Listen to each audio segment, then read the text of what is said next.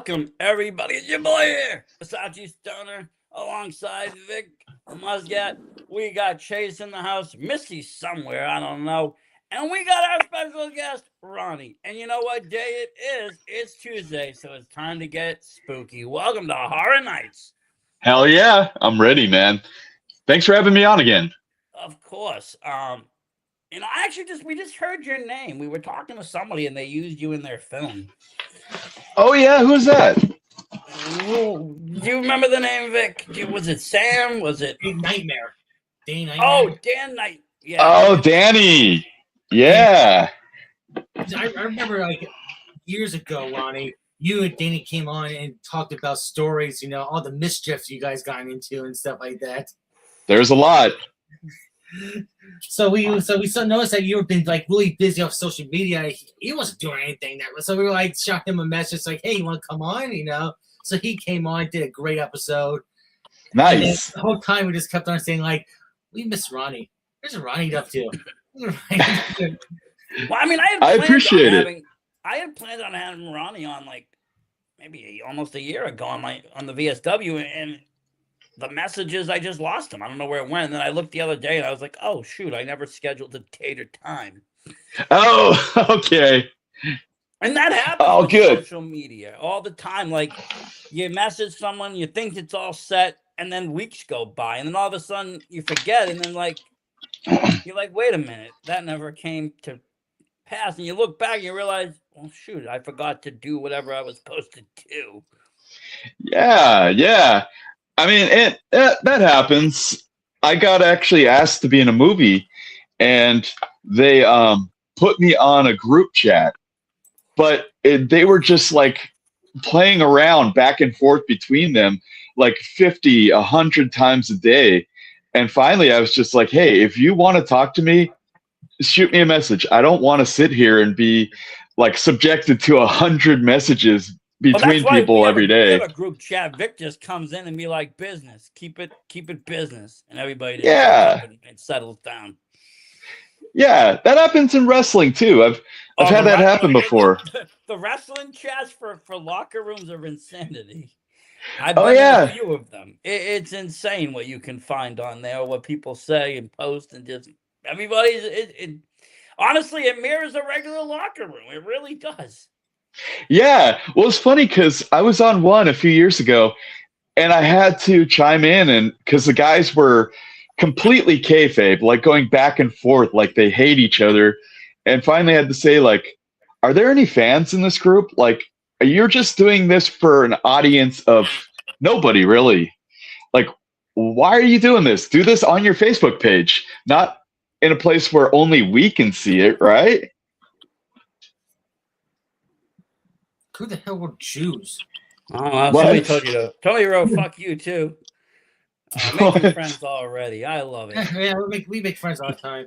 But, Ronnie, before you went to, like, horror, like really into horror, you were like, into wrestling. Yeah. What made you actually go into wrestling to horror? Because for us, it was probably more rougher waters than what you went through. Yeah. What was your story? Man, I've just always been in the horror my whole life.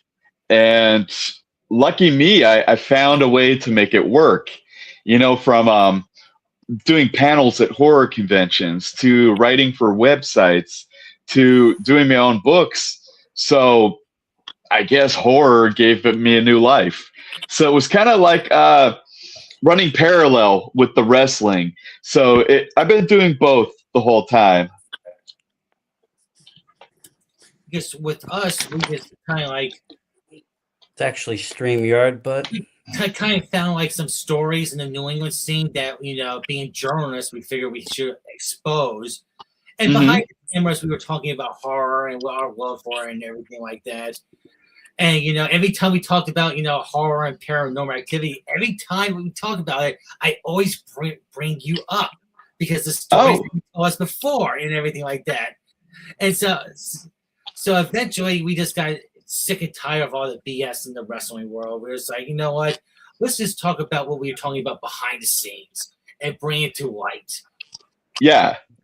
And ever since then, we've just been like happier just telling about horror and stuff like that. But we talked about, people that, would be in horror in the paranormal world, would be perfect guests and everything. And right off the bat, Ronnie Angel. Oh, nice. Trust yeah, your name's come up, like I said, multiple times. Oh, that's awesome. I think, you mentioned some like key word there, the cons. The cons is what gets you, man. Like, you can even go to a con that has like a wrestling con. All of a sudden, you see like one horror person. Then all of a sudden, it's like, oh, now you just want to go to horror cons. Oh, yeah. Yeah. And like, that's what I did last year. I just went to every con I possibly could go to. I'm going to do the same next year. I'm going to go to Texas. I'm going to go all over the place. This is something about going to the con, the aura of the cons. Not just meeting the guests, but just interacting with the other people that go. Oh, yeah. Things. They actually talk. There you are, mister. You're back. You reappeared. But it's like a drug. The panels is a drug. And the panels are the real goal, though, because you can ask. I mean, obviously, you can ask questions yourself if they allow it, but you can find out so much cool info about your favorite movies from your favorite actors. Yeah, yeah. And sometimes they do screenings of videos. They do live watch-alongs with like commentary. Oh yeah, all sorts of things. And if you're really into the horror world and behind the scenes, you want to get into it, I definitely recommend going to the cons because there's nothing like it. And you don't have to spend a fortune. You spend what you want to spend. Yeah, yeah. And the cons, that's been like a huge part of my life for years. The first one I did was Crypticon in 2011. And that one, my first interview was a Friday the 13th reunion. And ever since then, I've just been rolling. I've had so many different opportunities to interview all these different people. Like the year after was Sonny Landham from Predator. Oh, wow. And yeah, nice. He had never done a convention. I don't think he ever did one after that either. But yeah, I have so many. I think my favorite was probably the Texas Chainsaw Massacre reunion, because they had a screening and then we got up on the stage and I actually got to drive them to and from the venue, the theater. What con was that? It was called a Living Dead convention. They only did one, though. It was in Portland back in 2015, I think. Okay, so I was going to say they had some kind of something similar in Scranton last November. They had Ed and Bill Mosley and the cinematographer and Duggan, and they all did a live watch along at Texas Chainsaw and did commentary for it at the theater. Oh, hell yeah. I didn't know if it was the same one, but yeah, I mean, some of these, it's incredible. But you know what really gets me every time is how humble the actors really are. Yeah, totally. Yeah, some of them have been just like really cool, and I still talk to them, and I made friends with a bunch of them, which is kind of surreal at times, because it's like you grow up watching this stuff, and then you like work with them, and you also become friends with them. It's weird, but it's awesome. It is, because at the end of the day, and I think it's the same thing that happened in wrestling. There was people on the indie scene that, even higher up in the indie scene that I really, really looked up to, and I got to become friends with them, talk with them, get to know them. And it's kind of starting to get there in the horror world, and I'm guessing it's the same thing, but it boils down to is that everybody's human. Yep. And in the horror world, everybody likes horror, and if you have that passion for horror, these ideas or whatever it is, they want to listen to it. They want to hear it. Oh, definitely, yeah. I mean, in that, I mean, I've been blessed, honestly, just getting to do all these conventions for years and just getting to make something out of this kid's horror obsession. Just some random obsession when you're a kid. And it's like, let me ask you, how'd you even, like, did they come to you for this, or did you like have to go and like say, hey, I'm really good on mic, I want to, interview somebody, anybody?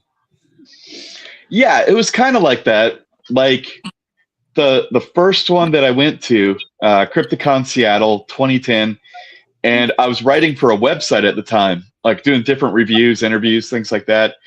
And I brought some of them. I printed them out, and then I sat down with the promoter's wife, and we talked about it. And they're like, "Okay, well, why don't you come and be a panelist next year?"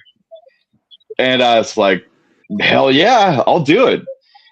And then ever since then, it's just kind of rolled. I've been able to do a lot of different conventions, and several of them were with the books too, just having my own table.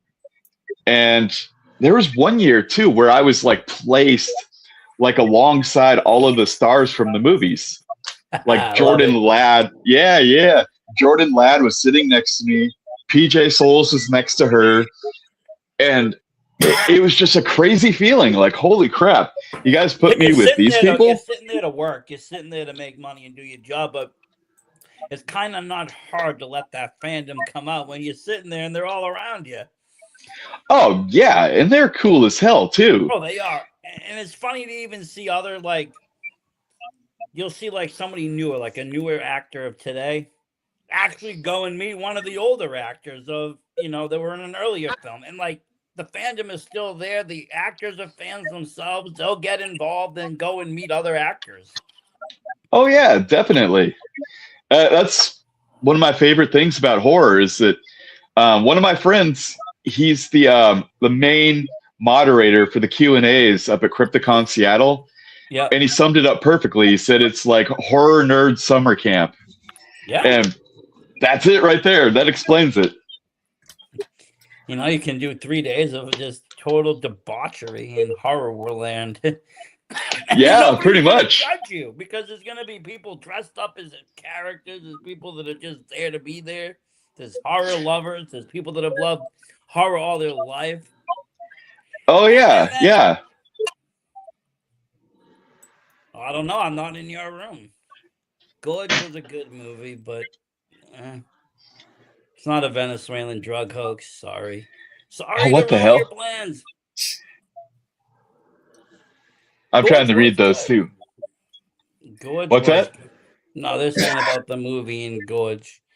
Oh, okay. Gorge wasn't a bad movie. Yeah, never really heard of it.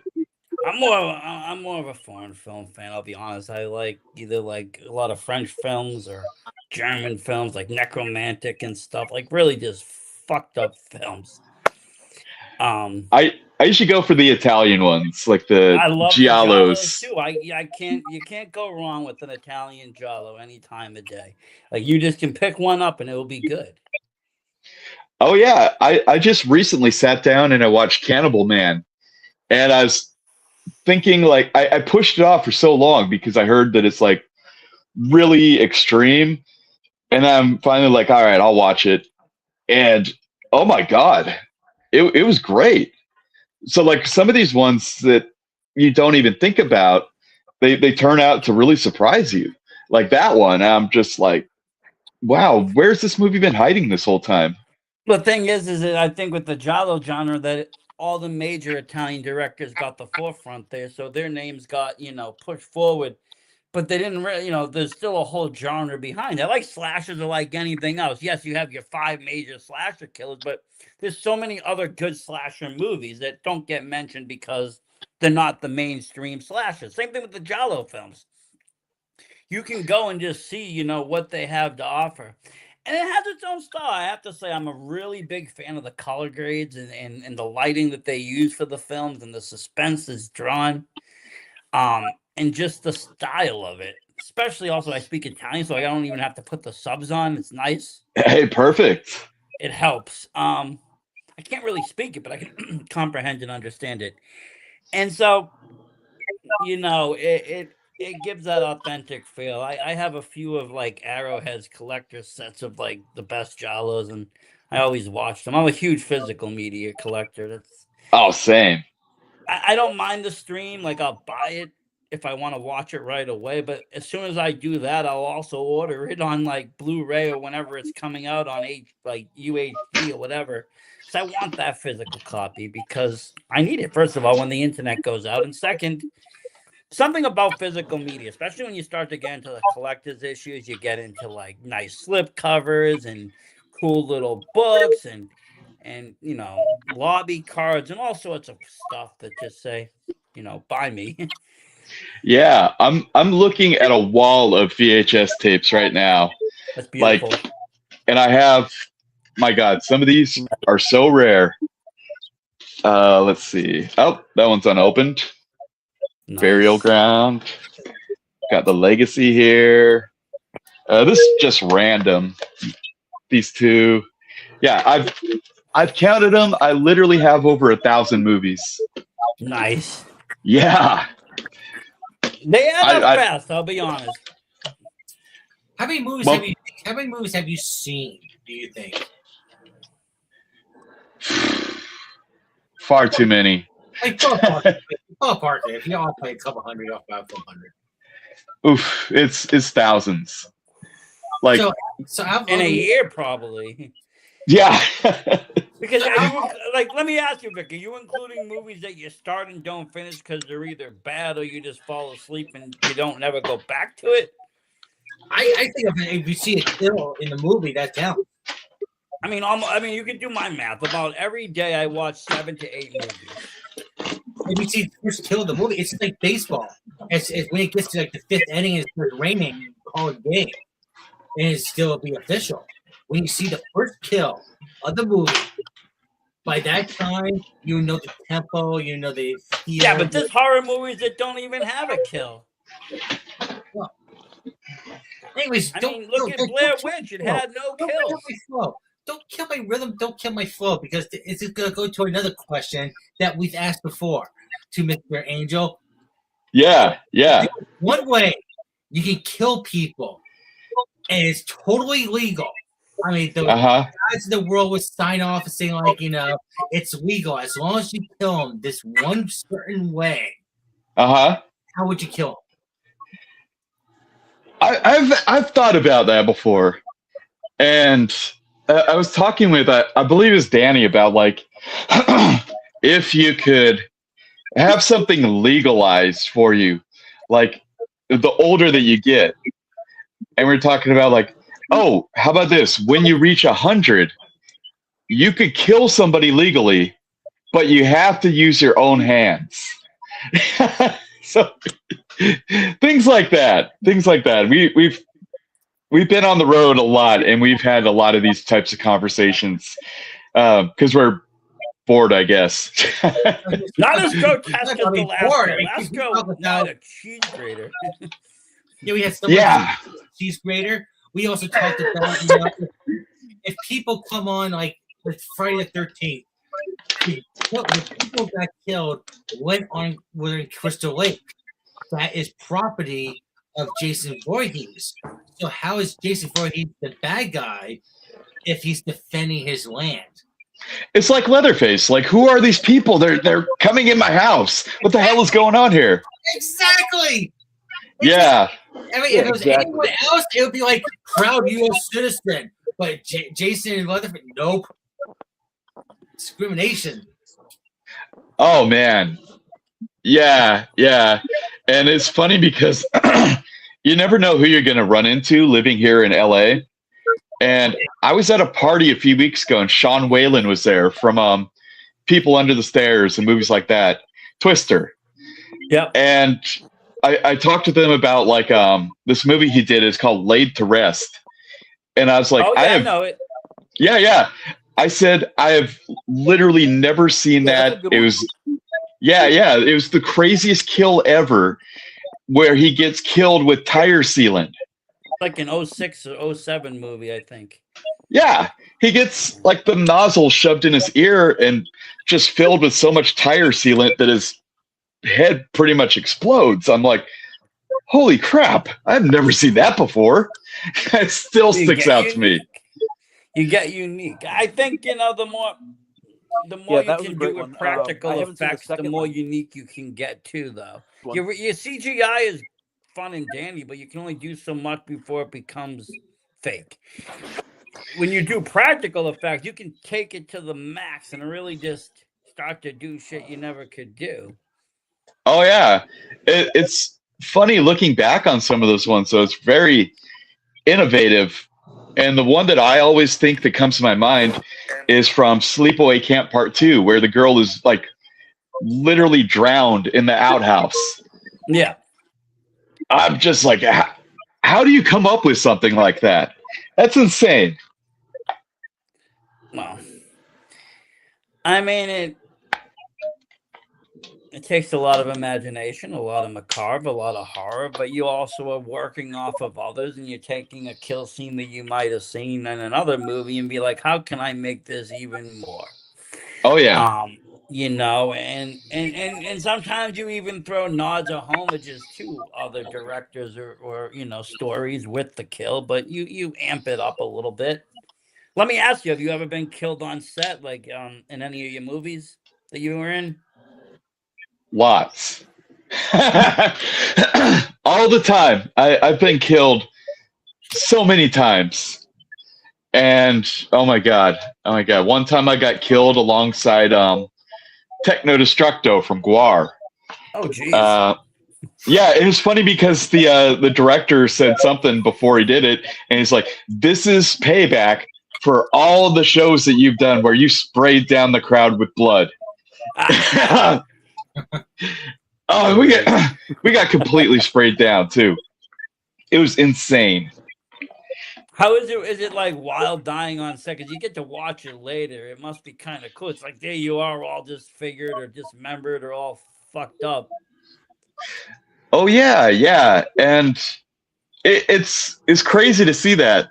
Like, I just went to a premiere of a movie that I did last weekend, Return to Death Park. So it was interesting seeing how it actually came together, and like getting thrown off the cliff. I remember when we were filming it, I was just like, okay, please don't get me too close to the edge. I don't really want to fall off this cliff. So I've been killed a lot of times. That's fun though. It must be fun, like I said, because I mean, it's one thing when you're doing it, but then when you see the finished product too, and what you know, the editor's been able to do, and the scenes and everything put together, it's like, damn, that looks good. That looks wild. Oh yeah, yeah. And honestly, I tell everybody, whenever I'm on set, I have fun. Like no matter what set it is or for who, I always try to have fun because hey, I'm living the dream, right? No, 100%. I agree. You know, you're making art. I always look at all this stuff as art. You know, regardless of what it is, and making art should be fun. It shouldn't be stressful. Exactly, exactly. Yeah, I always have a good time. And I mean, especially when I mean, I not to sound it, but I think like you've been in a lot more probably indie films and major productions. And I think with that, there's a little bit more like leeway where there's not billions of dollars at stake here. People can have a little fun. Yeah, yeah. And I try to improvise a lot when I do stuff. I try to like, make people feel a little bit more relaxed when we're on set. And I joke around a lot. And I try to throw in as much ad-libbing as I can. And my thinking behind that is like, if they like it, great. They can use it. They might even give me more scenes, which has happened before. Or if they don't like it, they could just tell me to shut the fuck up, and I'll say, all right. Like, shut up and follow the script, damn it. Oh yeah, yeah. And either way, I mean, I've been on both sets, so it's either flexible or not. So and sometimes the flexibility works because it just is more natural, similar to like wrestling when you might have your whole match in your head, but you work off that crowd or you work off the energy, you change things, and those changes make it a better product because they're naturally flowing energy. Oh yeah, definitely. And like I said, I mean, I've had that happen where they're like, wow, we're going to give you more scenes. All right, let's do it. Cool. What's been your favorite movie you've worked on so far? Oh my God, that is a tough one.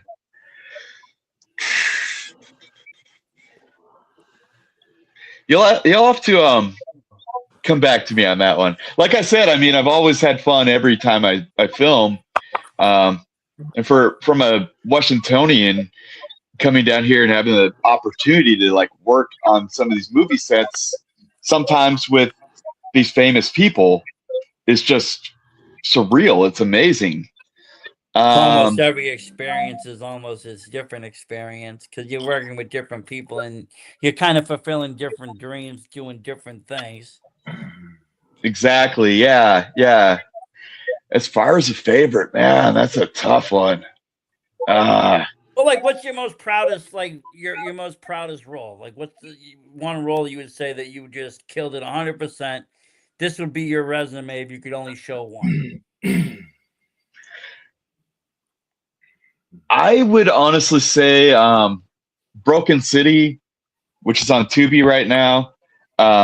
It's not necessarily a horror movie, but it was just great being on the set of that one. Like we're home invaders and I'm the worst one out of them all.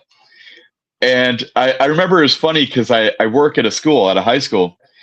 And when I came back from the break, everybody's asking me in the cafeteria, like, hey, what'd you do over the weekend? I was like, let's see, I shot a guy in the kneecap. I killed somebody else. I carved my name in some guy's chest. And oh yeah, and I also worked on a movie. And everybody's like, wait, what? Yeah, that was a good one. That was a fun one. And I got to do all those things. And I came to realize that blanks are terrifying, honestly. Because people don't realize when you're shooting a gun with blanks in it, something still comes out. Yeah. Oh, yeah. And they asked me to kill my partner in the movie. So I was like, okay. And they're like, no, don't look. Okay. So I had to practice this over and over again. And they said, all right, don't hit the wall. Or no, not the wall. They said, don't hit him and don't hit the camera. So aim for this little section right here. And yeah, I kept doing it. And when I shot it, it hit the wall and bounced back and hit me in the shoulder. And I was not expecting that. And yeah, that's why whenever I was around guns in a movie, this is me after a take. All right, there you go. You got that back. You should wipe down the prints first, though. Make sure it's not used elsewhere. They don't want you to say, hey, Ronnie Angel did this one. Oh, why didn't I think of that? Damn it! Next time. Be cunning. But no, you hear tragedies like Brandon Lee and stuff, and you think to yourself, unfortunately, that was probably something else. But there has been incidents where things do happen with guns. And Rust. But yeah, I don't know. I've seen like a lot of people shying away from that and using like rubber guns and VFX just because they don't want to deal with the whole getting a permit, blanks, all of that. Oh yeah. And it's funny. I'll just avoid guns and just use knives because I figure, well, we're going with blood, right? Let's just use knives. Yeah. There you go. Oh God, I worked on the set of another movie, and it's funny because we all had guns on that one, and I'm like, they said, all right, pick a gun. I'm looking through the box. I'm like, I'll take this one. It's like that. And they're like, all right, why not? And it was crazy on that set though, because they're like, all right, this is how it's going to go down. People are going to get killed here. Ronnie gets killed, this person. And somebody else, I can't remember, there's like a director, a producer, a writer, and they were arguing amongst each other about like who gets killed. And they're like, Ronnie gets killed. No, you can't kill Ronnie. Ronnie doesn't get killed. Well, no, Ronnie should die. But at this point in the movie, and they're like going back and forth, and some guy spoke up and he's just like, no, this is how it's going to go down. This person dies. Ronnie dies. And How many directors were on the set? How many people were working this project? Yeah, they're like arguing over it. Yeah, and then finally, the one guy says, he says, no, this is how it's going to be. And I asked somebody, who the hell is that guy? And they're like, oh, he's the props master. What? Why is he calling the shots now? Like, you might as well just have the actors decide who's going to live and die at that point. Oh yeah, pretty much. So I was like, all right, fine, let's do whatever. That's because the prop master is the one that paid for the whole project. I hate to tell you, he was his pet project, probably threw all the money down and was like, okay, look, if I have seniority, if it comes down to it, that's it. Hey, could be. Yeah, I really don't know. I still don't know. But yeah. Wild to think of. What else have you seen? Like, has there been any kind of, like, I haven't heard you in any scandals or anything, so I don't think you've been around that. Not yet. Kind of like wild, fun, kind of crazy shit have you seen behind scenes? I did do a movie with Tom Sizemore a few years ago. And it was cool because we were in the same scenes together. And I just remember that it was cool because he was professional. And he was like, he'd want to see the camera. And he'd like look at it and he'd be like, okay, I think I could do this better. I could do that better. And he was a cool guy. I got to have like smoke breaks with him. But you could tell he had his issues. And like he would go to the bathroom and he'd come out, do a take, go back in the bathroom. And he'd come out, do something else, and go back in the bathroom. And then he's just like, I burned myself. You burned yourself in the bathroom? Like, cocaine's a hell of a drug, okay? Yeah. But so remember, it's Hollywood. Everybody got their quirks. Yeah, pretty much. But I mean, that was a crazy one. God, Clown Motel Part 3, that was crazy. We actually filmed my part. I didn't get to see the Clown Motel or even go near it. I was doing a part where we were in a ghost town. Like when I say in the middle of nowhere, I mean in the middle of nowhere. Like the road ended like 2 miles down the road. And that's fun. I like it already. I would like to go there. Yeah. And it was cool, man. Like did a bunch of scenes with Ari Lehman. He's awesome. Oh, Ari's always cool. I met him. First time I met him was at a Living Dead convention down Portland. And I spent a lot of time just hanging out with him. I remember that he had me get weed one time, and I'm just like, wow, where am I going to get weed? Am I just going to like start asking people on the street? And then I walk out of the convention center and I forgot about this.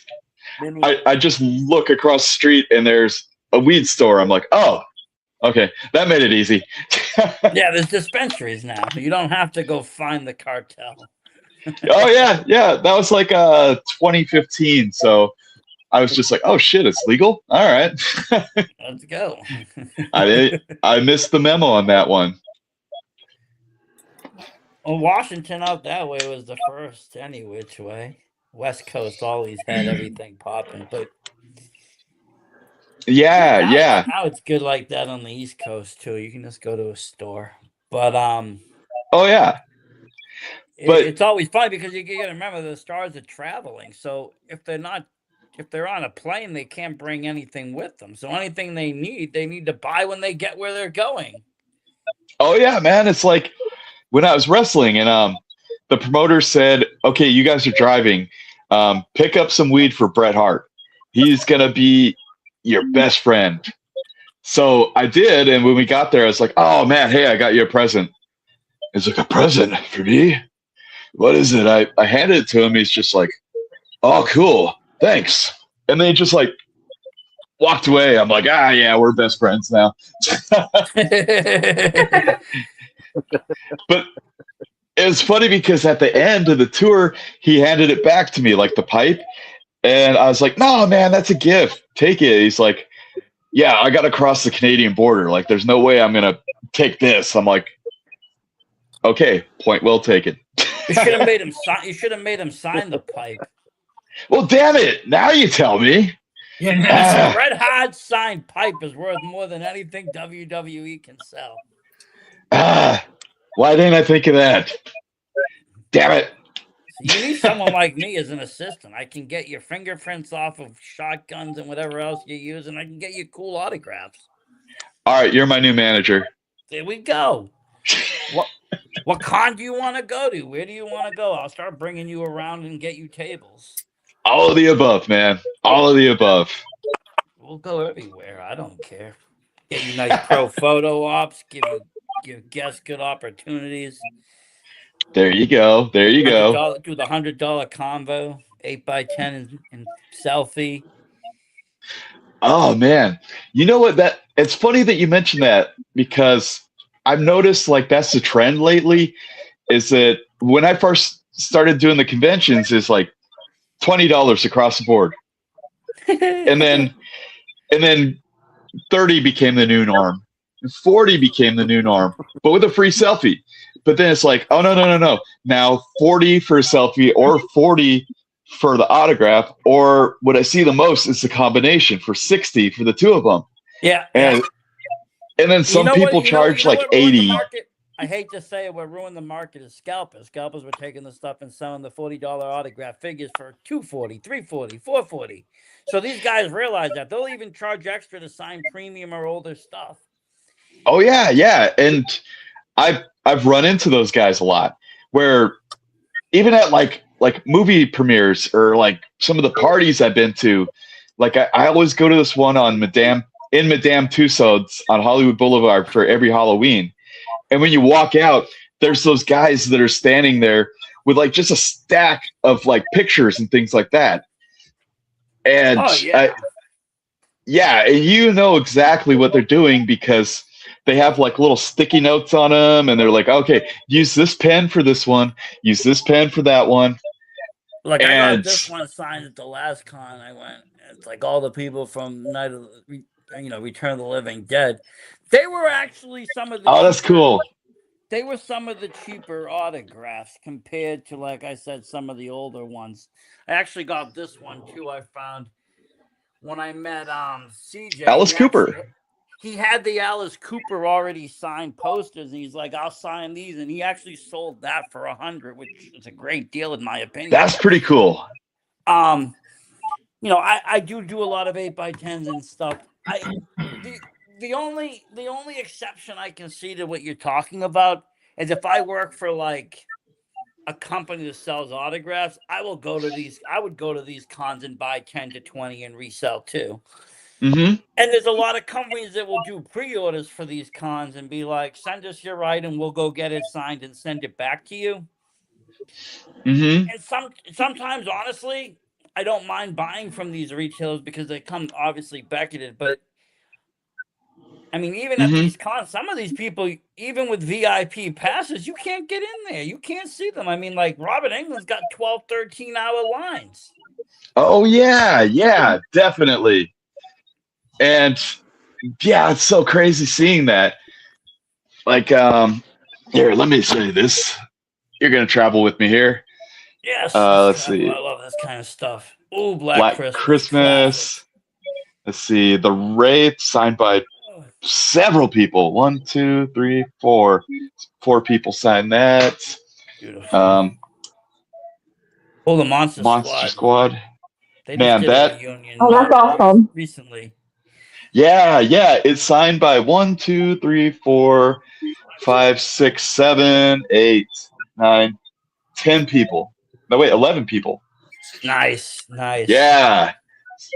Well, you got Beetlejuice. Signed by 1, 2, 3 people. Yeah, which 3 though? Who do you got on there? Let's see. V.E. Neal was one of them. Nice. Actually, no, I got 4. Yeah, V.E. Neal was one of them. The Charman was another one. And there's a few other people who are on the crew on that one. So nobody. Because what's his name though? I just seen is doing a con. You should go bring it out there and get him to sign it. Oh, which one? Alec Baldwin. Oh, okay. Yeah, definitely. Michael Keaton, not so easy to get. Baldwin, much more feasible. Oh yeah. It's like it's like Scream. You can get everybody, but try to get Drew Barrymore. Good luck. Yeah, maybe one of these days she might do it. Who knows? I'm hoping next year with this anniversary, maybe, but I think this is one of my personal favorites here. Oh, that's nice. Yeah, it's the soundtrack for Rocktober Blood.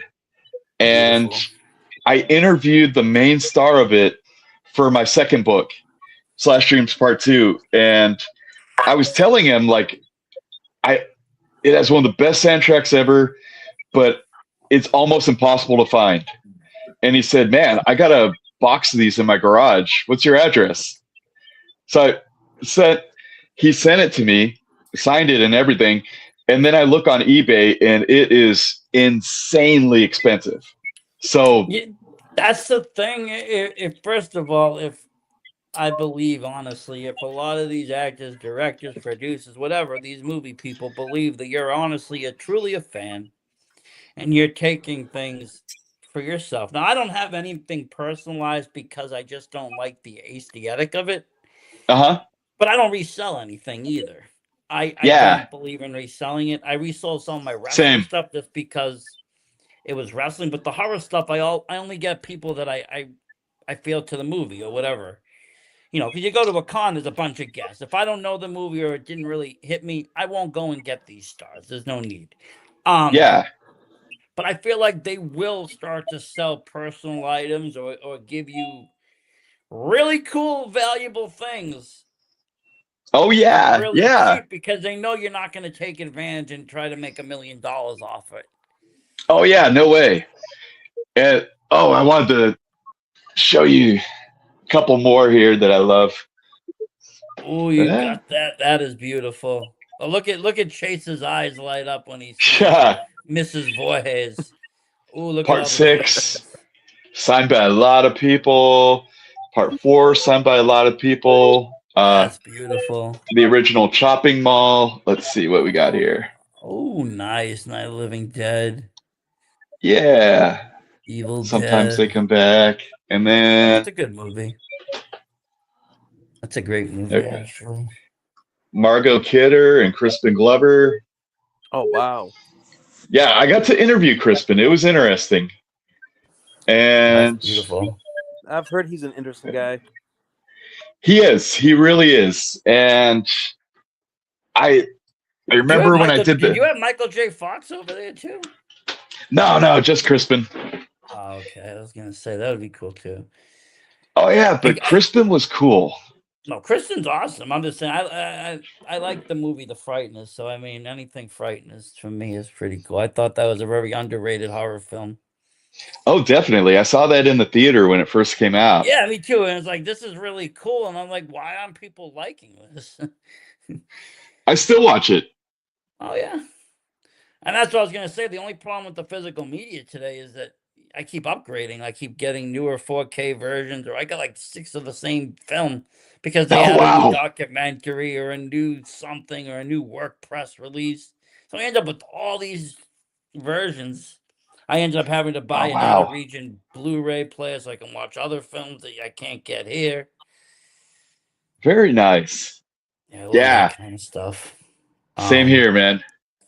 You know, and like I said, trying to get some of the seeing some of the older films or even films that were only VHS, never hit DVD, but now are getting released on Blu-ray is really cool too. I know, like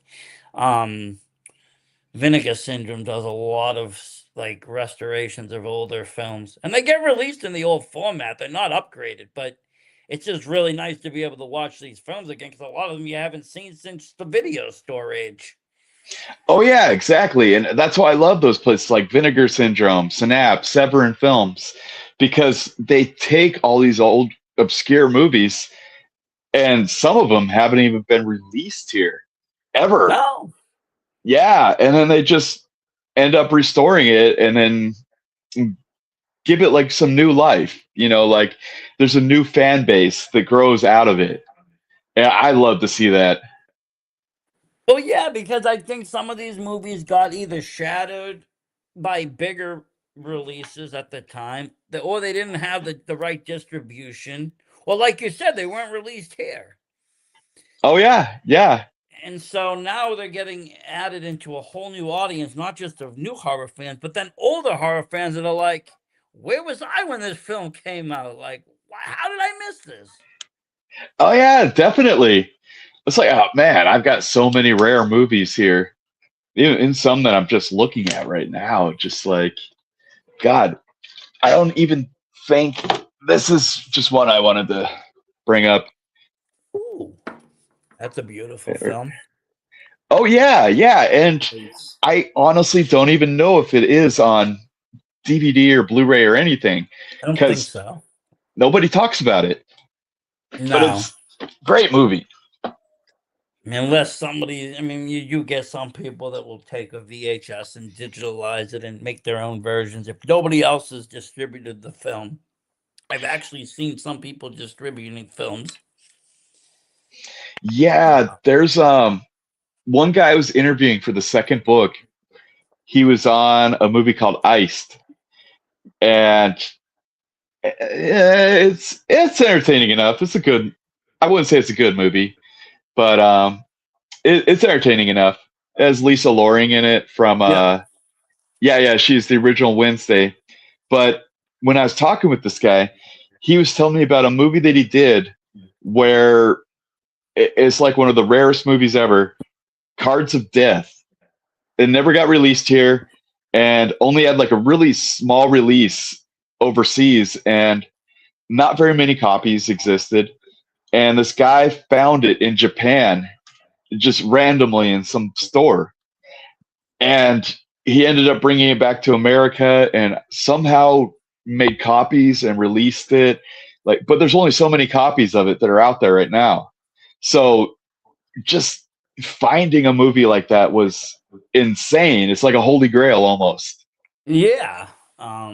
Mostly you think of that with books, but there is that with movies and film too. And like you said, films that never even been released. Like, I mean, I heard maybe somebody might be taking it, but that American Massacre movie that was supposed to be the sequel to like Texas Chainsaw 2, Bill Moseley starred in it.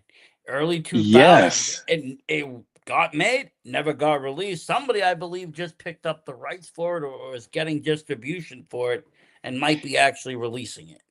Yeah, my friend actually made the doc. Yes, and the doc is great. I actually own the physical version of that. I ordered it, but to think about it, it's like a movie that's been sitting on the shelf for 20 years with known actors in it, with a known franchise. Oh yeah, yeah. So you imagine the movies that we don't know about that were made that are just sitting somewhere. Yeah, yeah. That's like too violent, too gross, too whatever. I mean, because not everything gets released because of that. Yeah, yeah. It's somewhere around here. I have this movie called Savage Water, which is again like one of the rarest movies out there. And it's like a slasher on a rafting trip. And it was interesting. It was really interesting. Not good. But it is good enough. That there's one scene in the movie that I've always cracked up over one scene in the movie, and you could tell it went horribly wrong. This this raft guide is trying to tell everybody about like not littering and polluting the river, and this little kid is just like, oh yeah, here's what I think about that. It tosses this bottle in the river, and then the dad is like, oh yeah, we'll go get it, and he picks him up and throws him in the river. And you can tell like this kid can barely swim, and he's like struggling, and it's just like, oh shit, I don't think that was meant to happen on this movie.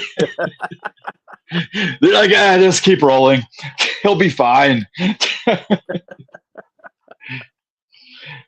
Oh yeah, I love the hunt for those really rare obscurities like that. It's like what is it? The oh, it was Masters of Horror, and it was cigarette burns. You're like that guy looking for that film where they just sacrifice an angel on the camera, and anybody Yeah, that watched this film is just gonna go insane or die a horrible death.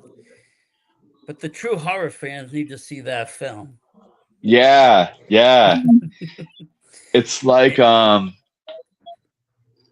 what's another one that's like that? Oh, The Hills Run Red. Yeah. That one's kind of like that too. Early on when I started Horror Nights, I had director Fred Vogel on. He did the August Underground series in the beginning. Very brutally graphic, very, his style's definitely changed if you've seen his later stuff, like his last movie, The Final Interview. But those August Undergrounds were very brutal, very real. And he had this master plan of just taking these VHS tapes and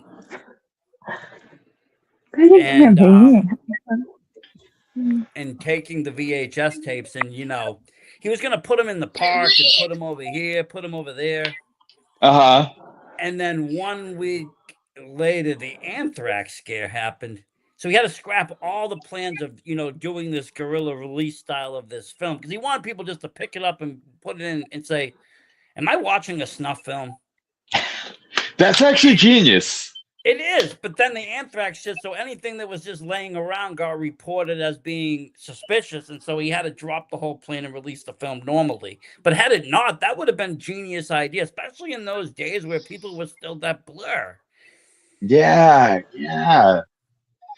Wow, that is crazy. I might have to do that some point. I'll tell you right now, if you made a movie and you put it into VHS form and left it somewhere, there would be somebody interested in picking it up to see what was on it. And whatever it is, they'd just be like mind blown. Like you could put the craziest horror film on there, you could put something silly, it doesn't matter, but people would be interested in it because of A, the nostalgia of the physical media, and B, the unknown. What could be on this tape? Could it be a murder, a birthday party, the news? It could be anything. Oh man, that's how there's a movie out there. It's called Bat Pussy, and it has kind of a story like that. I think that they're cleaning out like a basement of somewhere, and they just found this random like home video, and it's called Bat Pussy, and it's like a really really terrible like Batwoman type porno. Like she rides a hippity hop, and she beats people with the hippity hop, and then she goes That's as to good this as necromantic and fucking sticking the pole in the corpse. This is good. Yeah. Where do you find this film? Is it streaming? Do I gotta buy it? Oh God, where would it be? I know that I've seen the copies before. I've seen it before. Which is funny for being a porno movie. It's more funny than anything. It's freaking hilarious. Well, so if you find a copy, go for it. At that point, it's probably more of a, like I said, a novelty than actually meant to be a porno film. Oh yeah, it's like this redneck couple. They keep trying to have sex, but it won't happen, and then here's Bat Pussy. She shows up to save the day with a threesome, and then there's a point where she like accidentally gets knocked off the bed, and they look at the camera like, like, oh my God, did she just break her neck? Okay, she's fine. And for me, those are my favorites. Are the ones that are so bad that they're good. Like, well, yes, I mean, I think there's a demo for B movies or being that bad or making it intentionally better. I don't think everybody's tried to be that bad, but I think in some trends they do. They go out of their way to try to make it a little bit, so people do think it actually becomes good. It gets to a point. It becomes almost a cult classic or fan favorite because of that reason. Oh yeah, yeah. And especially in modern times, a lot of directors want to go just strictly for that. Like intentionally campy, so bad it's good. I actually see that more than the more mainstream ones. Oh yeah, I call it the Shockmaster effect because Shockmaster came through the wall Yes. with the best of intentions, but had he done it right, he would have probably never been known and nobody would have cared. But because he freaking came in the way he did, he became legendary and Oh solidified the yeah. rest of his career. Oh yeah, and they rolled with it. And they went with it the rest of the time. I mean, there's even a figure out where he comes upside down and he's through the box. I actually own it, and That's amazing. Do it. And that's the effect, I think, when something becomes like that, just you go with it. Even if it's bad, then, well, okay, let's call it bad and roll with it. And then there's I've been obsessed with Mystery Science Theater 3000. Yes, I have too. Yeah. Yes. Them and Riff Tracks, because Yep. The new one. Yep. Yeah, and it's like a platform where you could watch these movies that are notoriously bad. Like Manos, The Hands of Fate, or Extraterrestrial Visitors, and they make it more tolerable to get through, because it's one of those things you invite friends over and grab some beers and then just turn on MST3K. Chad, what was the one you told me Ronnie? to watch in Connecticut? It's more than beers, a couple of joints, pass around, you sit back. There you go. It's great. Yeah. Chase, what was that horrible movie in you told me don't bother watching? They kept screening it over and over and over again. Which one? What? I'm asking Chase, when we went to Connecticut, you said it was the worst horror movie in the world. Oh, there were so many. Oh. But this one you said literally won the award, and they just kept showing it. Wasn't a horror movie. It was The Legend of Rollerblade 7. Yeah. It's not a horror movie. It's kind of like this movie got rented by me when I was a kid by accident, thinking that it was something else. It came in the wrong movie came in the box. I was like, well, I got this. I might as well watch it. And this was like a complete acid trip of a movie. You've got these people rollerblading through the desert. You've got it's kind of like a twisted Wizard of Oz type of thing. Oh, with those the second one. You've got a clown. You've got some other people all dressed up. Post-apocalyptic. You get random naked women dancing in the desert off to the distance for no reason whatsoever. There's always a just because. Ultimate battle of good and evil. For women to dance naked which in is the desert. a guy in a white suit sitting across the table from a guy in a black suit. The guy in the black suit looks at the guy in the white suit and says, "Fuck you." Then the other guy says, "No, fuck you." "No, fuck you." For about 10 minutes straight. Oh, man. Oh, that's great. I need to smoke and watch this film. This sounds like it's pretty good. I do too. You said it's part 7? I think you need to do more than smoke. What'd you say? It was part 7? Take some acid. Well, I'm assuming that's the title of the movie, because I can't imagine they made 6 more of those. Oh, that is awesome. I might have to look for that one. Yes, I need to. I think so. I need to be watched just for the fun of it. I've only seen it once. I looked it up a while back, and they said that it was a real movie. I saw it probably when I was 10 years old. I don't really remember too much of it, but that's about the. No, but that wasn't the movie that was screening in Connecticut, though. The movie was screening in Connecticut was a famous film, and I was like, we should watch this. Plan 9 from Outer Space. Yeah. Okay. It's notorious. That's what you call the devil and who the devil is. Yeah. Yeah, that was Bela Lugosi's last movie. I believe. Yes, it Yeah, was, In fact, and I I've think been he to that died while they were house. filming it. Did you? Yeah, that house is maybe like 10 minutes up the road from me. Oh, that's cool. Yeah, and that's what's cool about living here in LA. I mean, it's a horror nerd's dream, honestly. Like I used to give tours to when I first moved here, is Hollywood horror tours, and I would take people around to like all the different filming locations. It's like House on Haunted Hill, Halloween 2, Silent Night, Deadly Night Part 2, People Under the Stairs, the Prince of Darkness Church. Shit, I gotta come out there and get a tour. I want to see all these places. Hey, anytime, just let me know. Yeah, those are fun. What is amazing about Ronnie, and this is not, I'm not kissing ass here or anything like that. I'm just Oh, please do. out of my like close to like 8-9 years of podcasting, out of all the guests I've ever had on that I can remember their episode, or at least most of their episode, was Ronnie's, when he was talking about the paranormal activity growing up with their funeral home. And Oh yeah, you know, I remember all that. I remember that episode.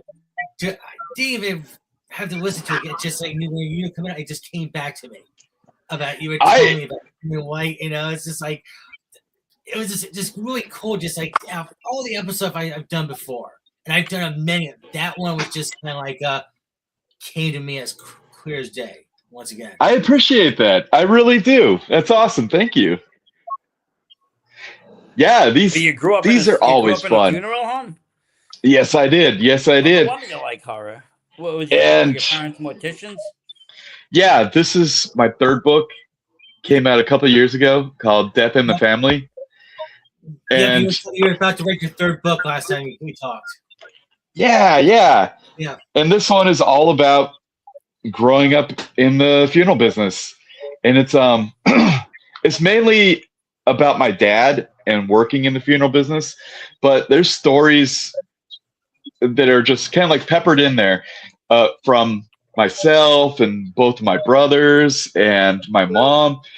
Everybody has a story in this book, sometimes several stories. So yeah, I've lived in 3 funeral homes over the course of my life.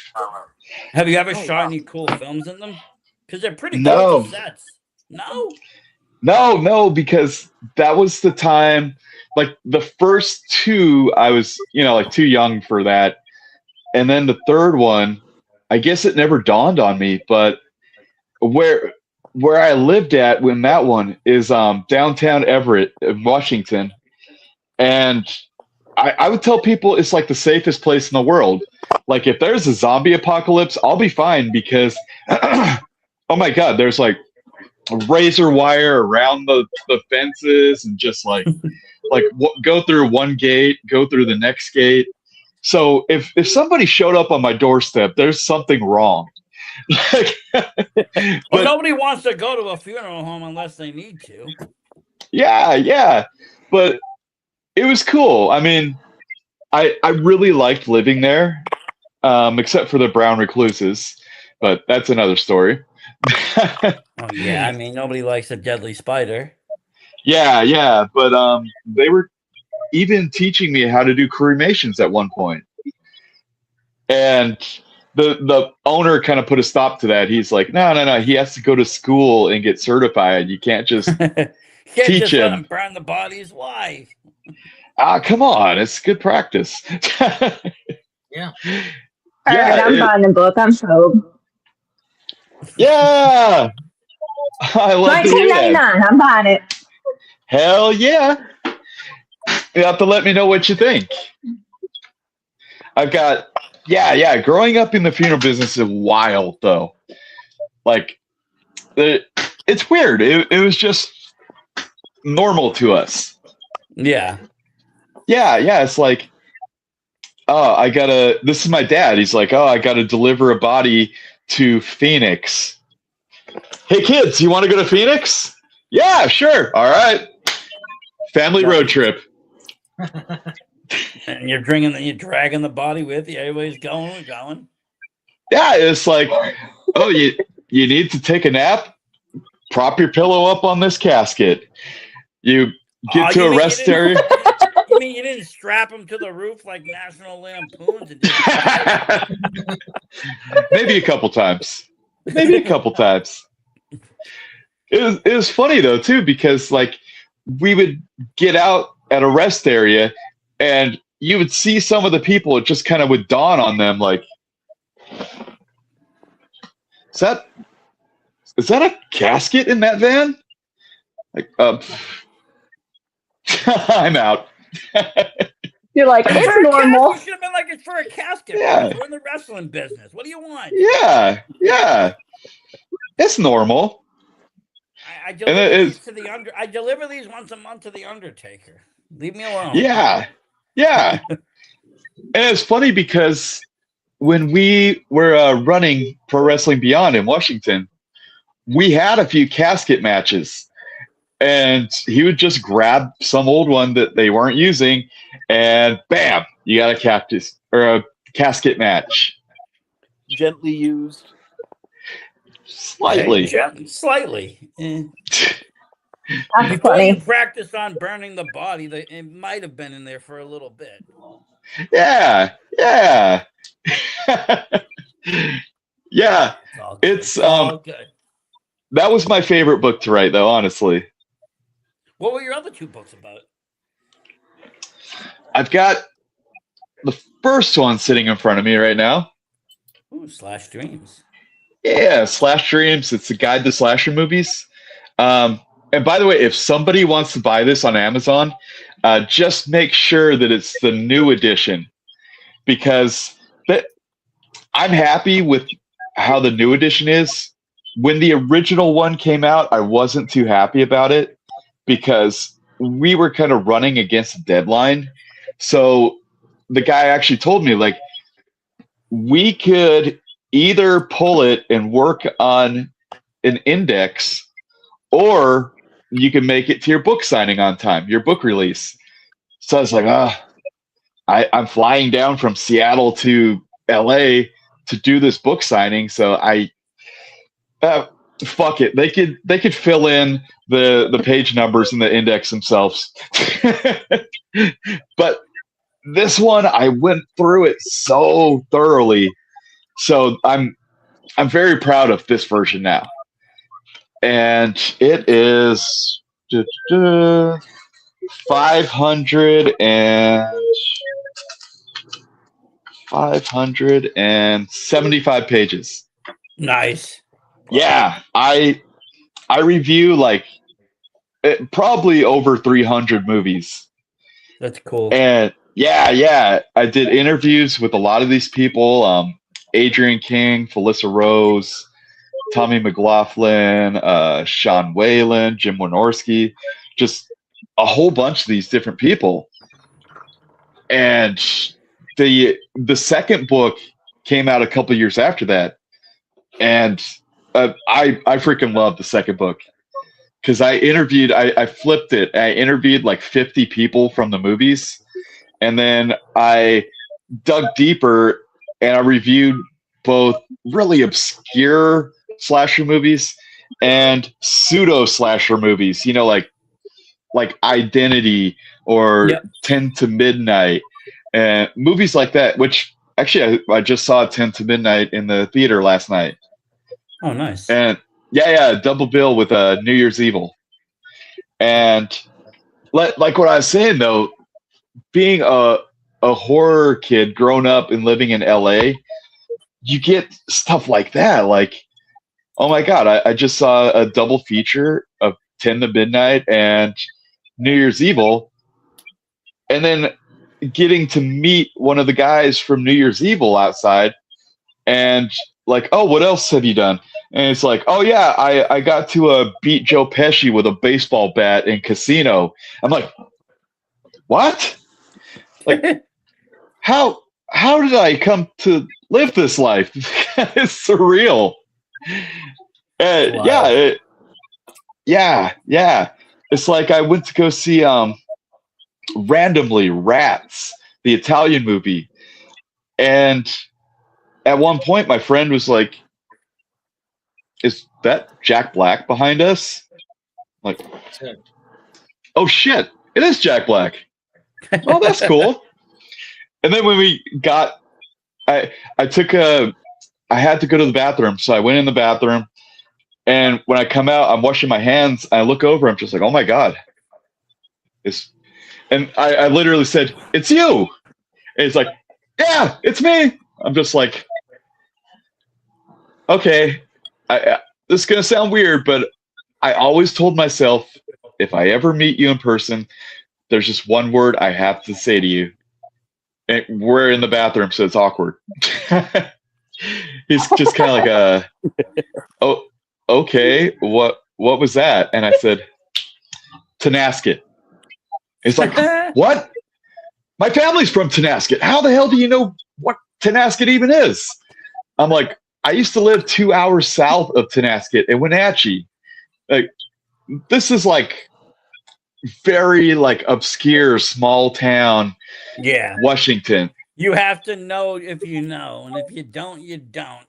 Yeah, and we talked for a little while, and then went back to watch the movie. And after the movie, I was just like, I don't really want to bother him too much. I'll just like wave and say bye.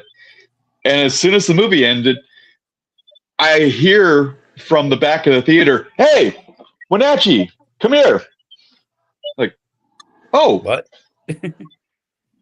Well, there's no other people from Wenatchee in this theater. So now you got Jack Black calling you over. You're like, okay, where? How did I get here? What happened? Yeah. And it's funny because he's just like, "Hey, what's your Instagram?" And I tell him, and he's like, "Oh, all right, you got a new follower." "Whoa, you do wrestling?" "Yeah, I do." He's like, "Oh, you know what? Keep sending me these flyers anytime that you have a show coming on, because you never know when a certain mass luchador might show up." I was just like, oh shit, all right, that's cool. Nice. That's funny. Yeah, so that's living in LA. Like those Halloween parties I was telling you about, I literally I was always one of the last people to leave a party, almost to the point of like getting kicked out. And I remember I left this party. I walked down. I'm on Hollywood Boulevard, right in front of it, and this guy comes up to me. He's like, "Oh my god, it's you!" I'm like, "Yeah, it's me. Cool. Yeah." He's like, "Hey, can you sign these?" And he handed me a stack of deflated dodgeballs. So I'm like, okay, I'm just gonna like initial them. And I'm sitting there like, okay, who does this guy think I am? Does he think I'm Ben Stiller? He thought you were Ben Stiller, right?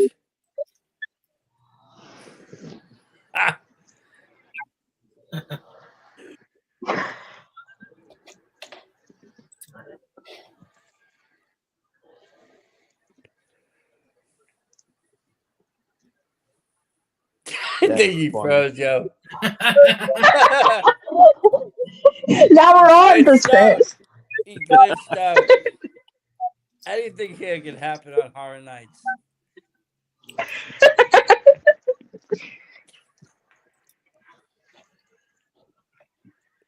Lay down and go to bed. I'm not calling you again. I don't know if he's gonna move or not. No. Christmas was last week. He'll be back. I think you figure it out. Okay. We hope. You never know. He might still be. I mean, everybody's had internet issues tonight. Y'all are next. Vic, was yours an internet issue? Nope. Oh, well, mine definitely was. My internet's been good tonight. I think his internet was good all night. I don't know what happened. That was a weird part to freeze at, though. Anything could happen. It's Horror Nights. Yeah. No question it. Wanted him to sign the rubber balls. Might have been at the door. I don't know.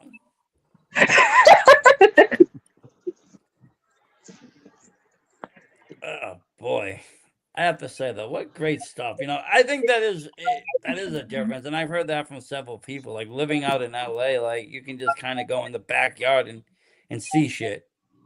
Well, I mean, yes, we got stuff here on the East Coast. You hang around Salem, you can see a lot and meet a lot of people. Like when I went down there, Linnea Quigley was just freaking walking the streets with their friends. But they don't. A lot of them don't live in the town. A lot of them don't live here. I think that's the difference. Where like everybody lives in LA or tries to live close to LA for many reasons. But I think that's the major difference on the East Coast. We don't have everybody living out here. Which I wonder if it affects the cons. Like, I wonder if the cons are cheaper in LA. Like, when you go to a con, I wonder if the guests and everybody charge less because, well, they don't have to fly. They don't have to travel. They don't have to do all this. They're right in their own hometown, some of them. Right.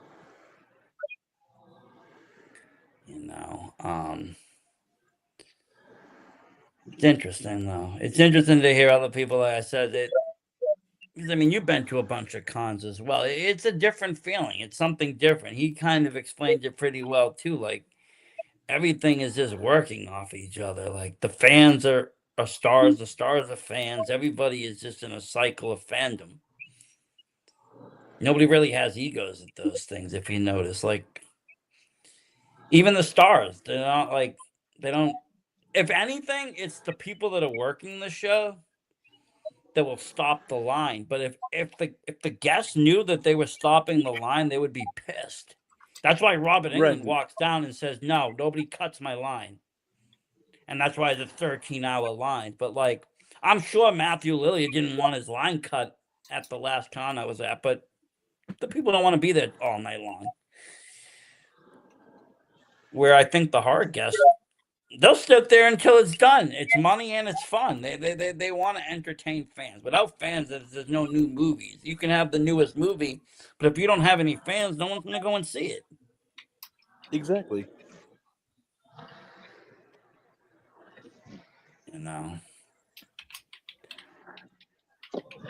But it'll be interesting to see what the year unfolds. We have a lot of horror movies coming up. We're almost at the end of this year. This year was pretty decent for horror, but 26 is supposed to be, ripping and roaring with Scream coming out, a new Terrifier coming out.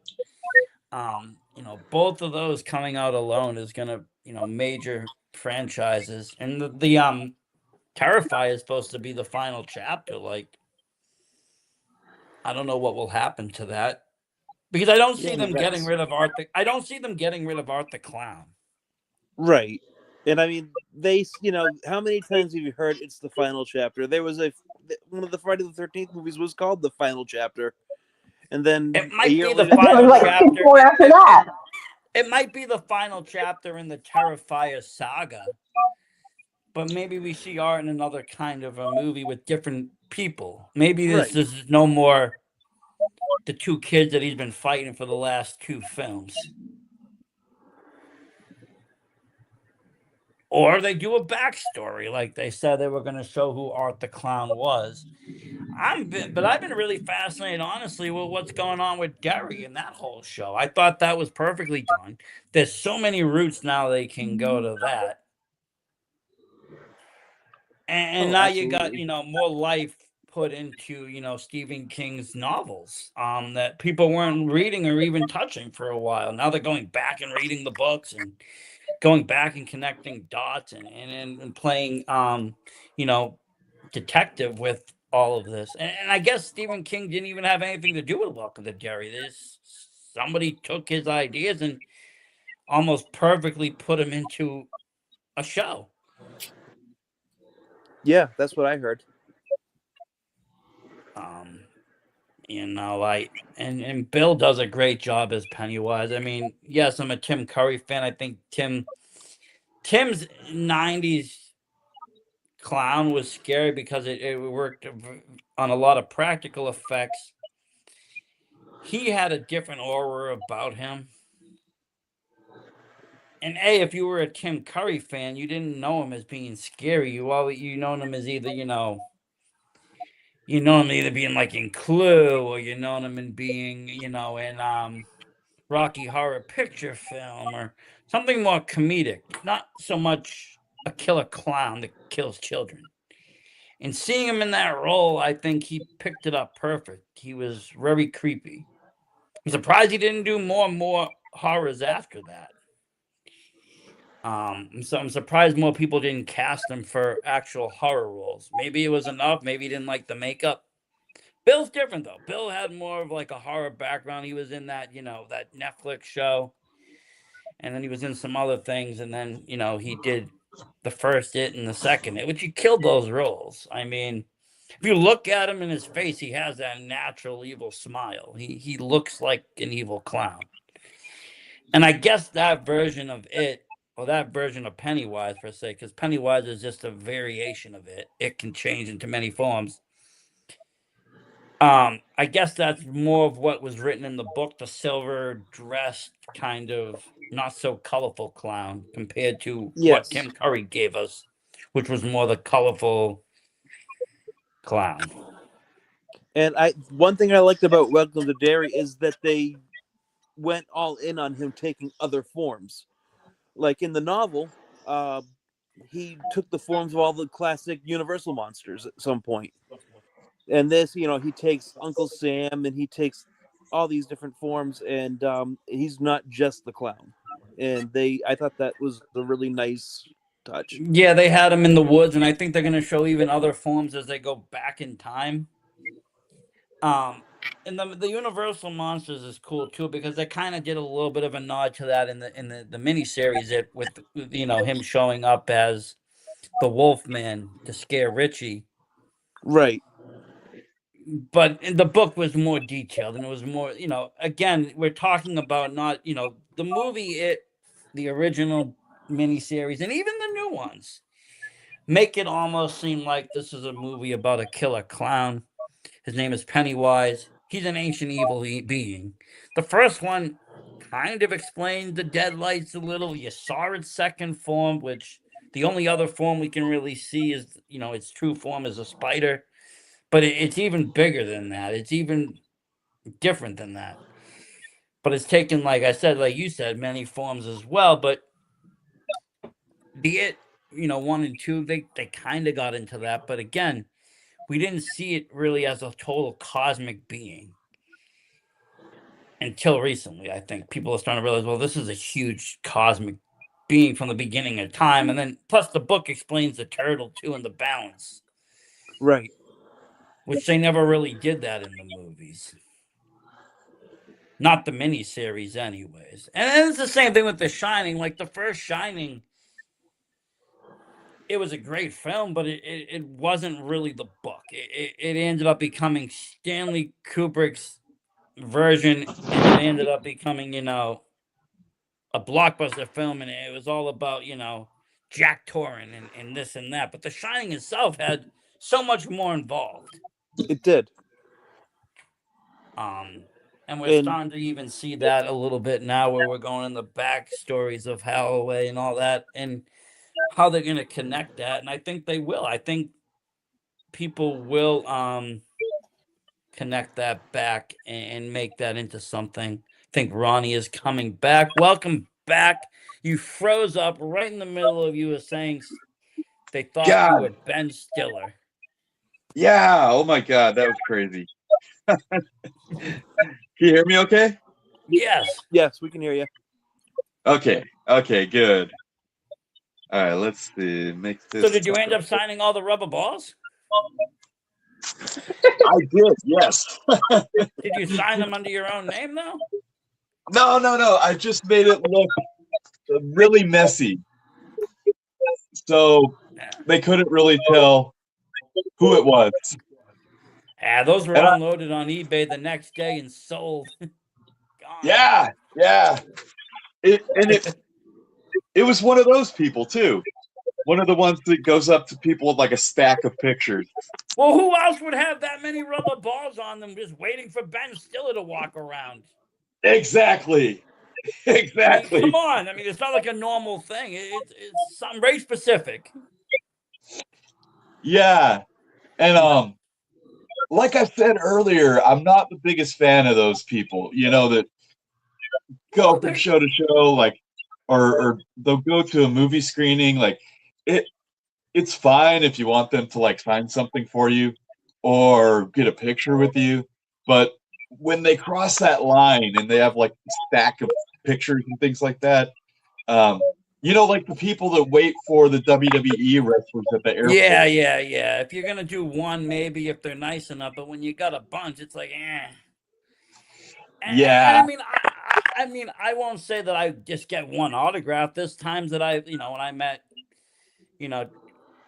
Tom, who would I meet? Tom Atkins over, from Halloween 3. I had him signing stuff from figures from Halloween 3. I had him signing, Night of the Creeps figures. I had him signing multiple things, but it wasn't, a bunch of 8x10s that can easily be sold. These are, rare figures. Because you got to remember, some of these actors are in different movies, and you want them to sign and inscribe differently, unfortunately. Excuse me, Mr. Stoner. Excuse me, Mr. Stoner.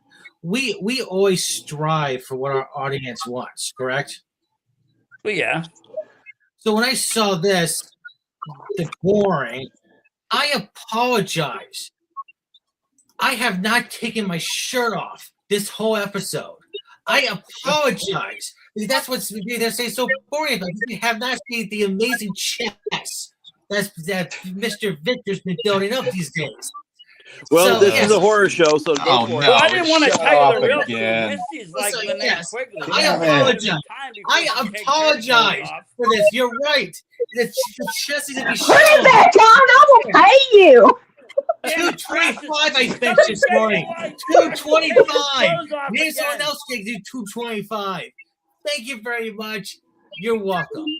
It ain't a show until Vic takes his clothes off. This is like Return of the Living Dead. Let me take my contacts out so I can't see. The last time you see this You put year. bleach in your eyes? God damn it. Probably this time this year. I'm good now. Ronnie said, I apologize, Ronnie. I apologize the shenanigans that go on this show sometimes.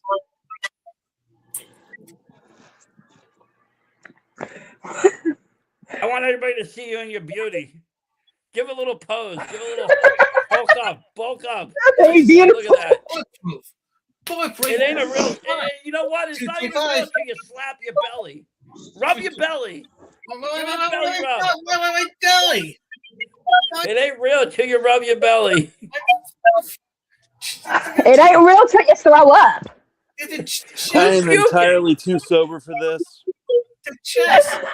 You're always sober, Chad. Oh my God. Okay, now he's Especially the ass.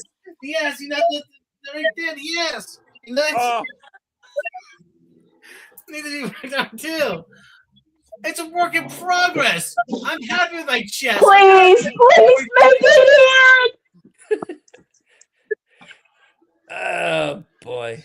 Come on, my nose belly. How am I doing? You gotta love it. Well, that went off. All I'm seeing is blurbs now. That's it. People don't see the progress, the perfection of progress. 225 this morning. I was being proud then. It's all worked up now. What the hell just happened? Probably the last show of the year, so might as well go. Demons have I think I need bleach. Demons are being conjured at all times and summons and moving around. It's something, that's for sure. No, it's the demon thing. We had nothing to do with that. This is all just one big front for a sacrifice, the whole show. You understand? It's one big ceremony.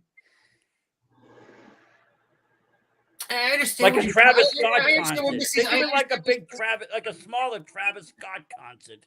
I understand what Misty's thinking right now because all she sees is Darth dog fucker and old timer fucker down the road.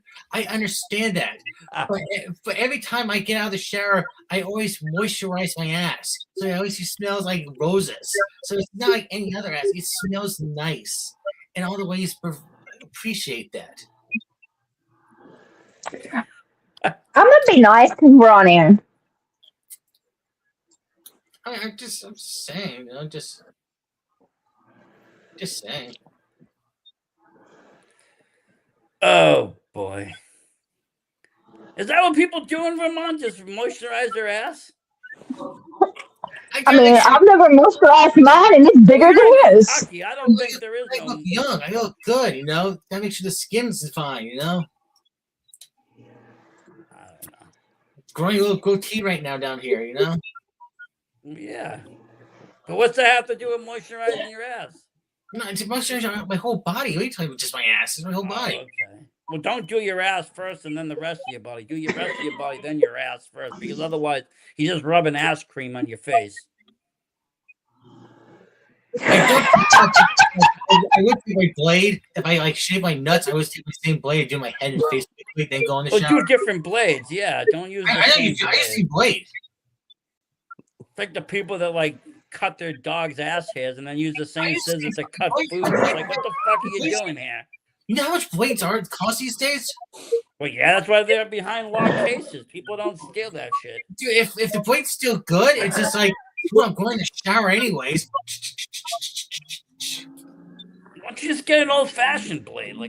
They have them. I saw the guy from freaking Texas Chainsaw was selling the blades. They were like $110 signed, but he said they were German steel, never to go dull. I just want to know right now, are you entertained now? Are you now entertained? Your face is boring. It's like, Jesus Christ. Are you now entertained? You fucking say this show's boring. Fuck that shit. I think they want you to twerk for them. Twerk? You know how many times I've watched movies and been like, this is boring? I do it all the time. I sometimes find my own show boring. Like, twerking has to be donations. I mean, we have to get donations coming in. Well, I'll twerk. I don't care. No one's donating anything. Everybody's broke these days. I need to go get my vape. That's what I'm missing here. I then took my contacts out. Now I can't find anything. Don't do anything I wouldn't do while I'm gone. All right, I think I'm going to start bringing a handle of Jack to these tapings from now on. Very wise. Very wise. You think you're going to what? Bring a handle of Jack. You see, Project Unknown is the professional side. We were very professional last night when we recorded. The Horror Nights is the let loose, fuck it side. And you see what happens. No. I mean, no. I made a new connection last night. Huh? You were very polite last night. I watched. You were very polite. I was very polite. I can be very polite.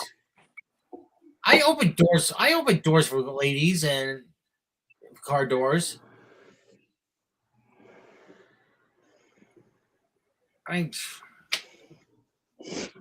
Chivalry still was a chivalry. It's still alive. Chivalry. Yeah, same thing. Meanwhile, I heard in the state of Kentucky, someone got busted with a van full of meth. You say no, wrap like Christmas presents. I saw that. So Kentucky State Police confirmed a van busted. I was like, only in Kentucky. I know the person's the fucked up thing about it. Good job. You know everybody, don't you? Meth heads. No, I don't know everybody. Old timers that just want to get their rocks off on younger girls.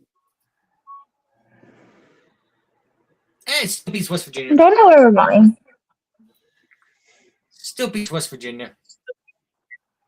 Still beats hookers and prostitutes. What's wrong with hooking and prostitutes? It's sex work, still work.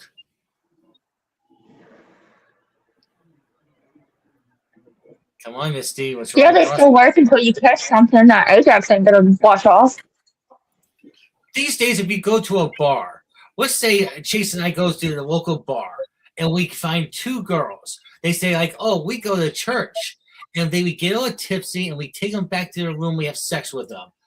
These days, people who speak the truth, and it's all, it's still the odds of getting something from them are a lot greater than a prostitute down the road. Because the prostitute, what you're getting into. Church girls who claim to be church girls, you don't know what they're doing.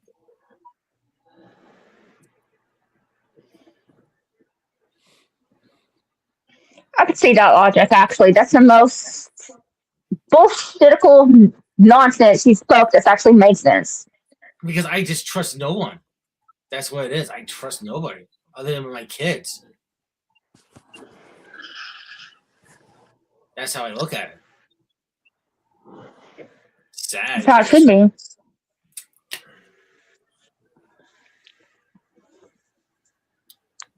So we lost our host and we lost our guests.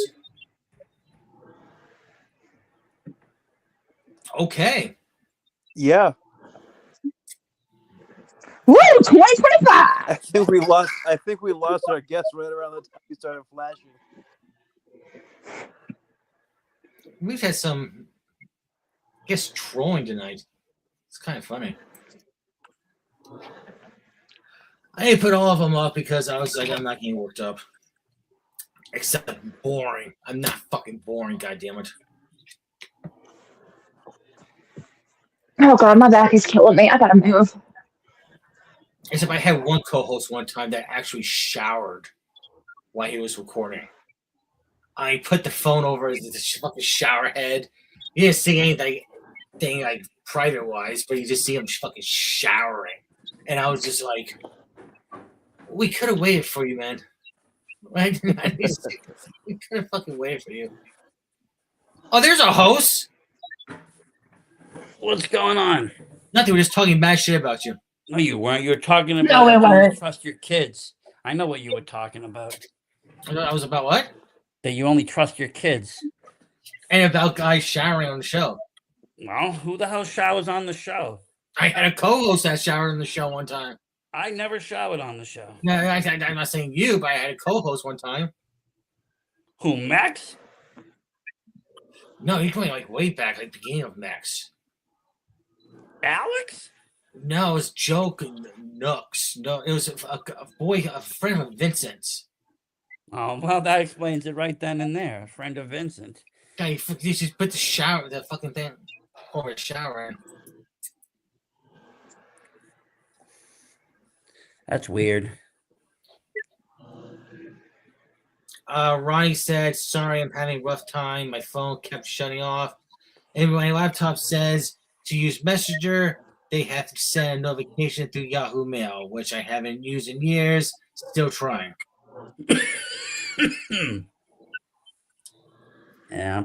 That's the thing about phones. They're not as durable as the laptops. But they're easier to work with. Fucking swear to God, Versace, we might be a lot of things in the podcasting world, but we are not boring. You're still worried about that, aren't you? You're fucking boring. What the hell?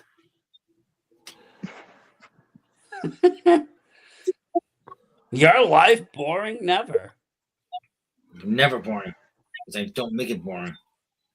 I work very hard not to make it boring. But we're also shit. So are we boring or are we shit? It can't be both. Because shit's not boring. But some people go like, you're the shit.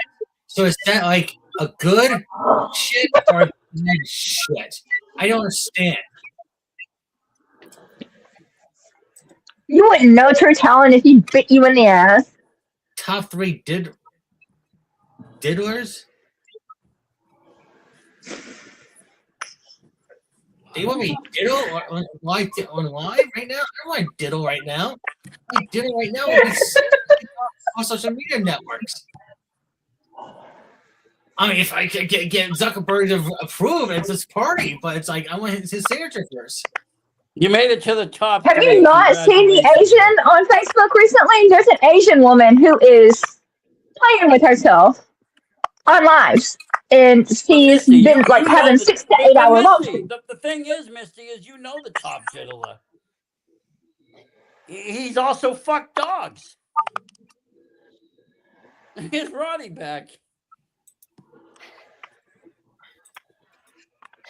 Holy shit. Look, Ronnie, Vic made top 3 diddler this year. What a fucking award. You gotta love the internet. It always brings surprises like that, you know? Oh, yeah. And just a heads up, it might die again. I'm hoping I'm wrong, but it's being a real bitch right now. I don't know why. You don't just slap it and send it back to the kitchen to cook a sandwich? Yeah. You know what's funny is I tried to open up my laptop for it, and they're like, "Oh yeah, we have to use Messenger. We're gonna have to send a notification through Yahoo Mail." There's like 3 forms of authentication now to do anything on Messenger. Yeah, exactly. So I'm hoping that it'll not have any more issues.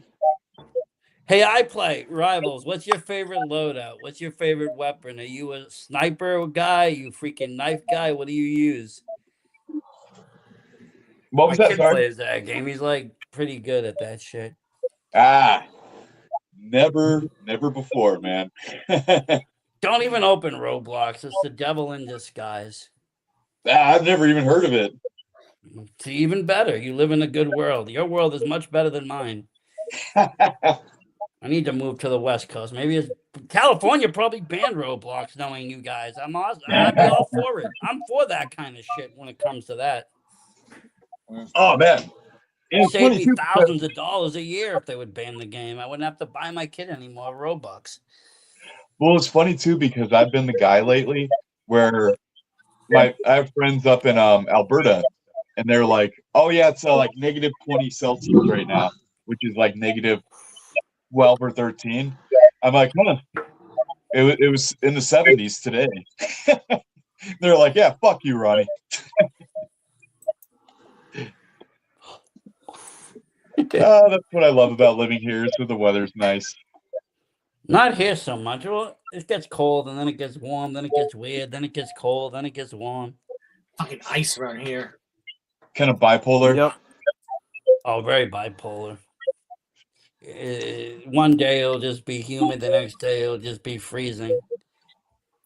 Sounds like Kentucky. Missy, you've had a hot streak down there, haven't you? It hasn't been like in No, the 60s, it is cold as fuck today. We have had 70, 80 degree weather for a week straight, and today it is 22. Like, We have 70, 80 degree weather. you know, from We have 70 degree weather. We haven't hit above freezing in 3 weeks. Where exactly are you at? you know what? Get over it. Suck a dick. Just saying, we're the cold warriors in Brookline, Vermont.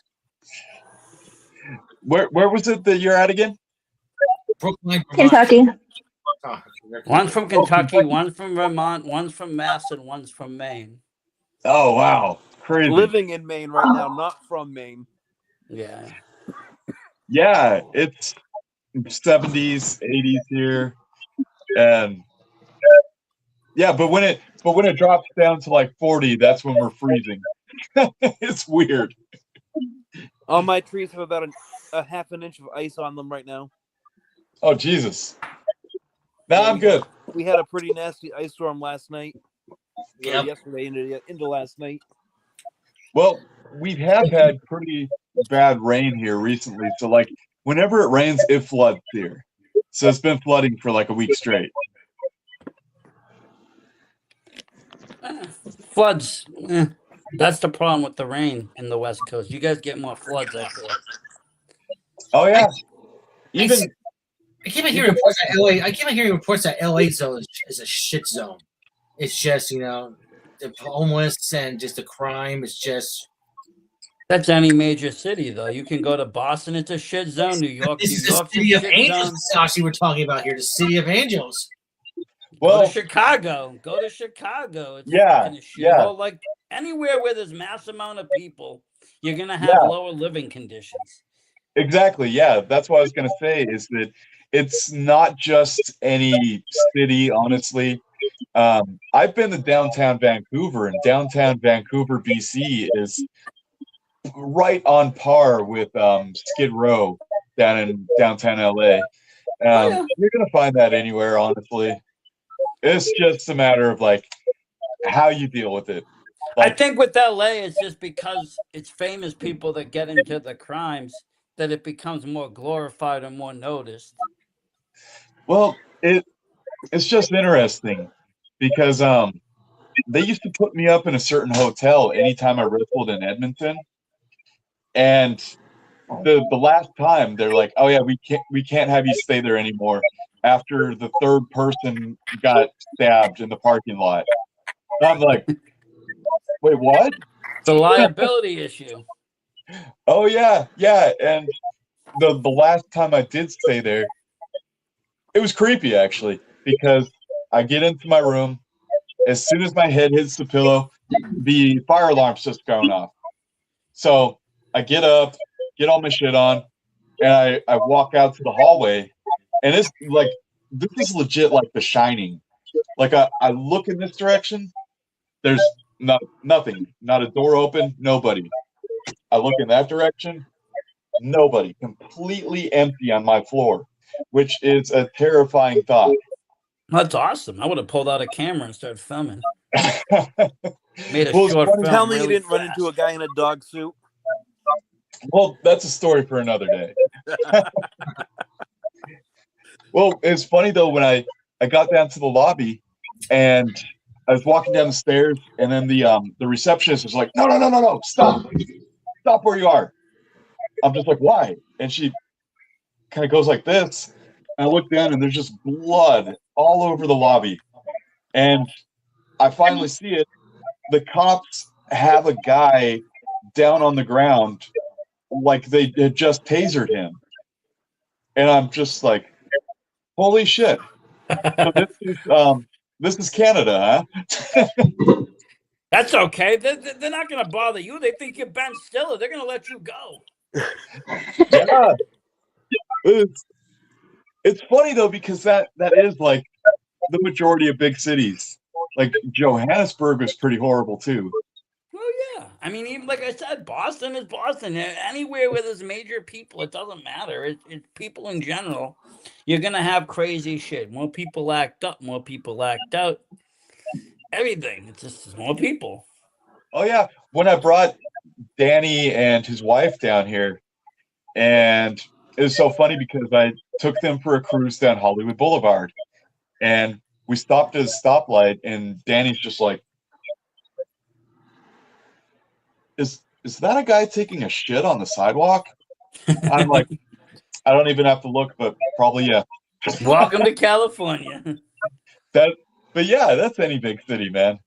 Like, oh yeah, I mean, there's people that go through Harvest Square and people be shitting in the morning on the sidewalk, and like, if you're not used to that, you're pretty appalled. But to others, it's just like, keep on trucking and just keep on going. oh yeah. And they then, don't care, so why should you? They're the ones doing it. Yeah. And like, man, even when I lived up in Washington, like in a small town, you still deal with it. Yeah. Yeah, it's just that, and there's a certain way to deal with it too. Like when Danny and his wife were here, and I took them out to the Star Wars bar, and the crackhead was following us, and he's like, "Hey, white boy, come here, white boy, motherfucker, I'm talking to you, you fucking tatted up little pussy." I'm just like, I just keep walking, and eventually they're like, "Ah, go fuck yourself anyway," and they walk away. It's just like, okay, just don't. At least you didn't go into like wrestling mode and fucking hit a DDT on the pavement or something. I can always pull that out if I want to. Super kick to the face, be like, lights out. Oh man, yeah.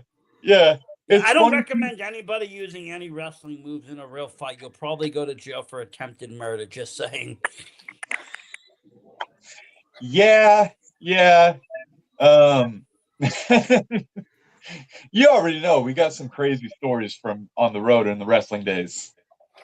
Oh, wrestling is its own beast in general. It's its own craziness. Oh yeah, It's its own set of madness. me and Danny have been through so much shit. We should write a book just on that. That could be your 4th book.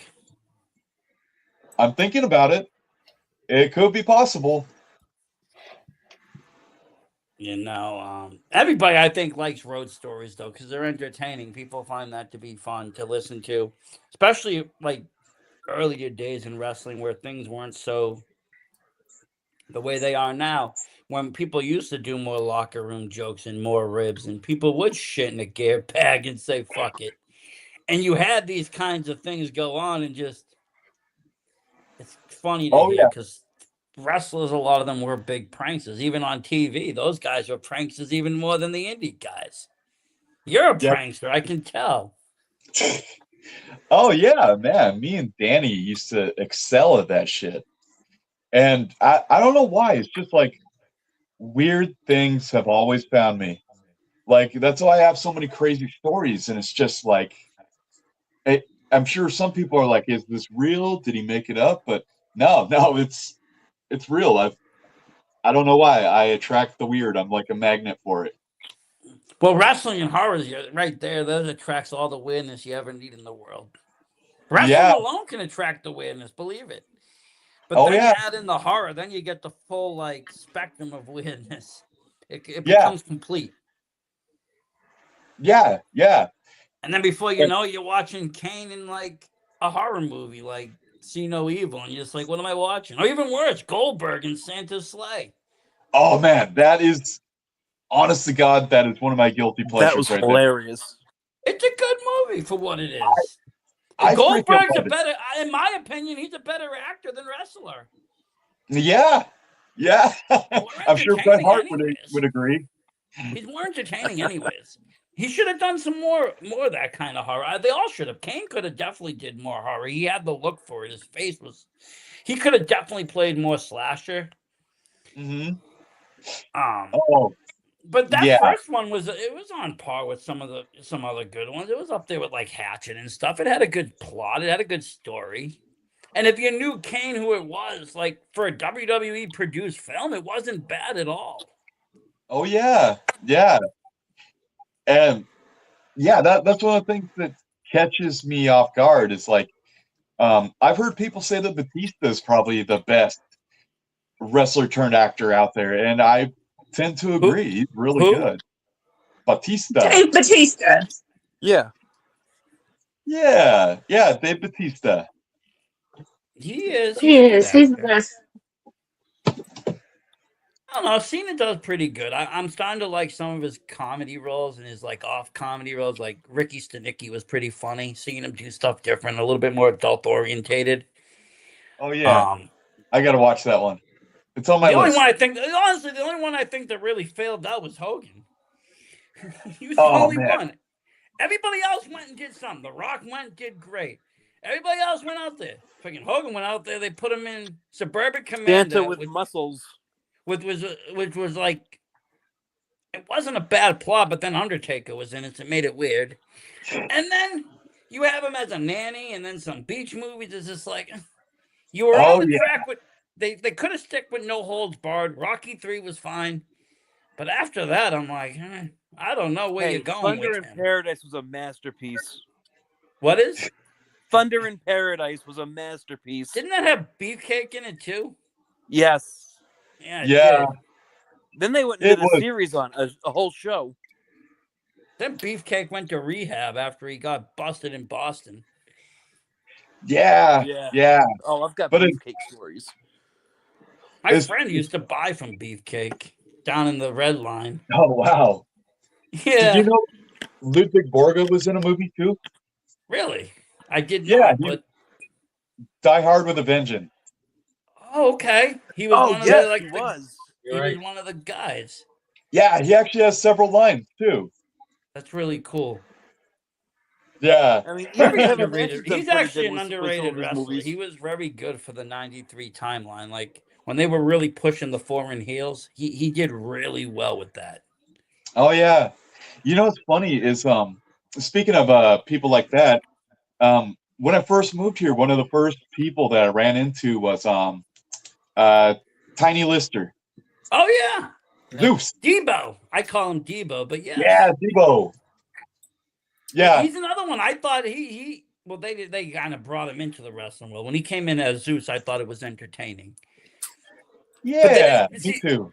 I back in the day and they did something right. They brought celebrities in, but they didn't keep them there. They just brought them in, used them, and brought them out. Now they come in and they get full careers and deals for a year. And it's like you've already killed the mystique and magic. We want to see him 2-3 times and then never again. Yeah. Well, it was funny when I met him. I asked him about a movie that he did. One of my favorite horror movies is Prison. Yep. Yeah. And I was like, man, I heard that you guys did that movie like in a real prison, and real prisoners were some of the extras in it. Were you ever like worried or anything? He's like, man, I'm from the hood. Everybody I know has been in the pen. So I'm like, all right, fair enough. Listen, those extras were my friends. What the fuck are you talking about? Yeah. I got my boys a job. I'm so glad I got to meet him because he was just an awesome guy. At least he didn't knock you the fuck out. That would have been terrible. Been like freaking Red just go flying in the air. I love that movie, Friday. I thought that was a great role for him too. Because you have a comedy movie, but you got such he just has such a good role. He has the perfect face. The lazy eye made and sealed the deal. Like his eyes, it just made him just nuts. Yeah. And he never broke character. That was the greatest thing too. Every role you could tell he just never breaks. One of my favorites is Armed and Dangerous, and he was great in that. Yep. That was good as well. Mm-hmm. I was trying to remember what were you guys asking me before my phone went all wonky? We're talking about like autographs, right? Like autographing stuff. I think so. We were talking about what were we saying? I know we were talking something about, we all kind of frown upon the people that go in with dozens and dozens of autos, but and what you were talking about, like, I totally agree with that. Like I have the different inscriptions. Yeah, sometimes you want them from different characters from different movies. Yeah, like I think the most recent was Miguel Nunez when I'm just like, hey man, can you sign? There's Friday the 13th Part 5, Return of the Living Dead. But some of the people really push it over the limit, like what I was talking about. I remember I was working at a convention and I was like, well, I got a few minutes here. I'm gonna go meet Tobin Bell from Jigsaw. Yeah. And this guy in front of me, he literally had a cart full of stuff like Funko Pops and everything. And I'm just sitting there looking at like, oh my God, there must be like 50 things in here. And you might as well write it to eBay. Yeah, and I mean, unfortunately, I think that takes the lines and makes them so much longer than they need to be. Yeah, and I even told the guy, hey, I only have a few minutes. You've got like 50 things. I just want him to sign one thing for me. And thankfully, Tobin Bell heard that, and he was just like, yeah, let him go first. And it was cool because I actually did get to talk to him for a few minutes. But I've noticed something that's interesting is that if you talk about something more obscure at these conventions, like I mentioned Quick and the Dead, and like one of my favorite Western movies, and then we talked about Seinfeld for a few minutes too. And what are you holding there? The nice leg. That's signed by Tobin Bell right there. Oh, very cool. Very cool. It's like when the guy sawed his leg off. Yeah. But I have him inscribed as Jigsaw, Yeah. Well, it's like some of the people they interviewed too. Like I interviewed Lance Henriksen at one of the Crypticons. One of my favorite interviews ever. And we were just doing a thing for his latest movie that came out. And we reached the end pretty quickly. And he was just like, well, what do you want to do now? I'm like, has anybody here like just done a Q&A with you on your career? And he is like, no, nobody has yet. And I was like, all right, let's do it. He's like, don't you need like to go like research or anything? I'm just like, nope, got it here. He's like, okay, I guess we'll try it. And then I was like, okay, all right, one of your very first movies was Dog Day Afternoon with Al Pacino. And he's just like, oh, okay. This guy knows what he's talking about.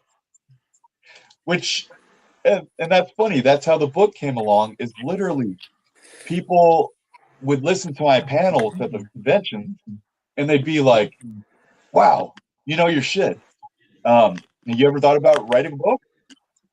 I'm like, book, huh? Okay. Yeah, why not? Do you think what happens when you're not boring? We can write books. That's right. Fun. But if we're boring, then we can't write shit. Yeah, it's Just like your shirt on this time. I go to the gym. I think if I did write a book about like my life and my career, that's going to be the name of it. Sure. Why not? Why not? Exactly. That's a good deal. That's how I got into wrestling. That's how I got into the horror conventions. That's how I got into writing. That's how I got into acting. Literally every single time. It's all right. Sure. Why not? I'll give it a shot. What do you got to lose? There's nothing to lose at these things, Oh, exactly.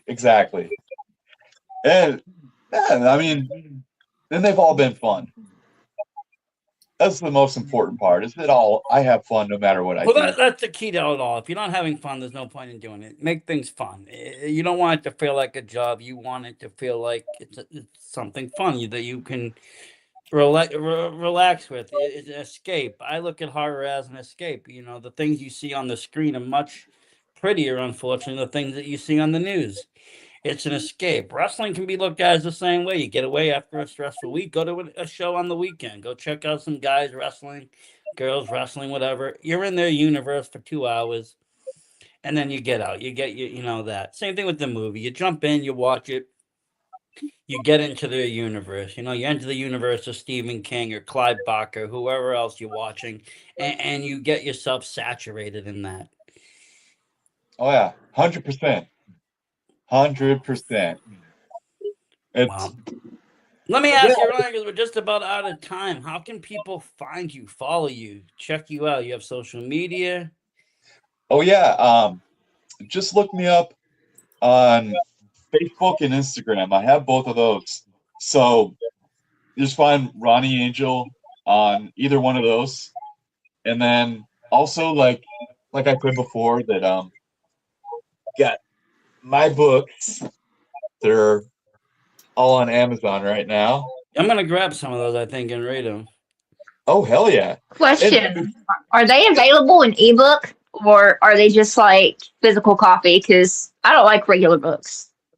Yeah, they are. You can find them on both of those. Okay. Get that Kindle version. You get the Kindle version. You can read it right now. Yeah. And like what I've told a lot of people, it's not one of those books that you want to like read from front to back. It's more like one of those ones where it's like, okay, I want to look up this movie. Let's see. So you can literally use your book as like an encyclopedia. Pretty much, yeah. And it's like, all right, I want to learn about Graduation Day or the Drive-In Massacre, something like that. And yeah, they've got like. You don't have to read it like a novel format. It's not like you can pick and choose kind of and read at different parts. And I like that. I enjoy that. Sometimes I don't like to just, sit there and have to read a whole book. Oh yeah. And God, where's that? It's broken up into different chapters too. So it's like, let me look at this.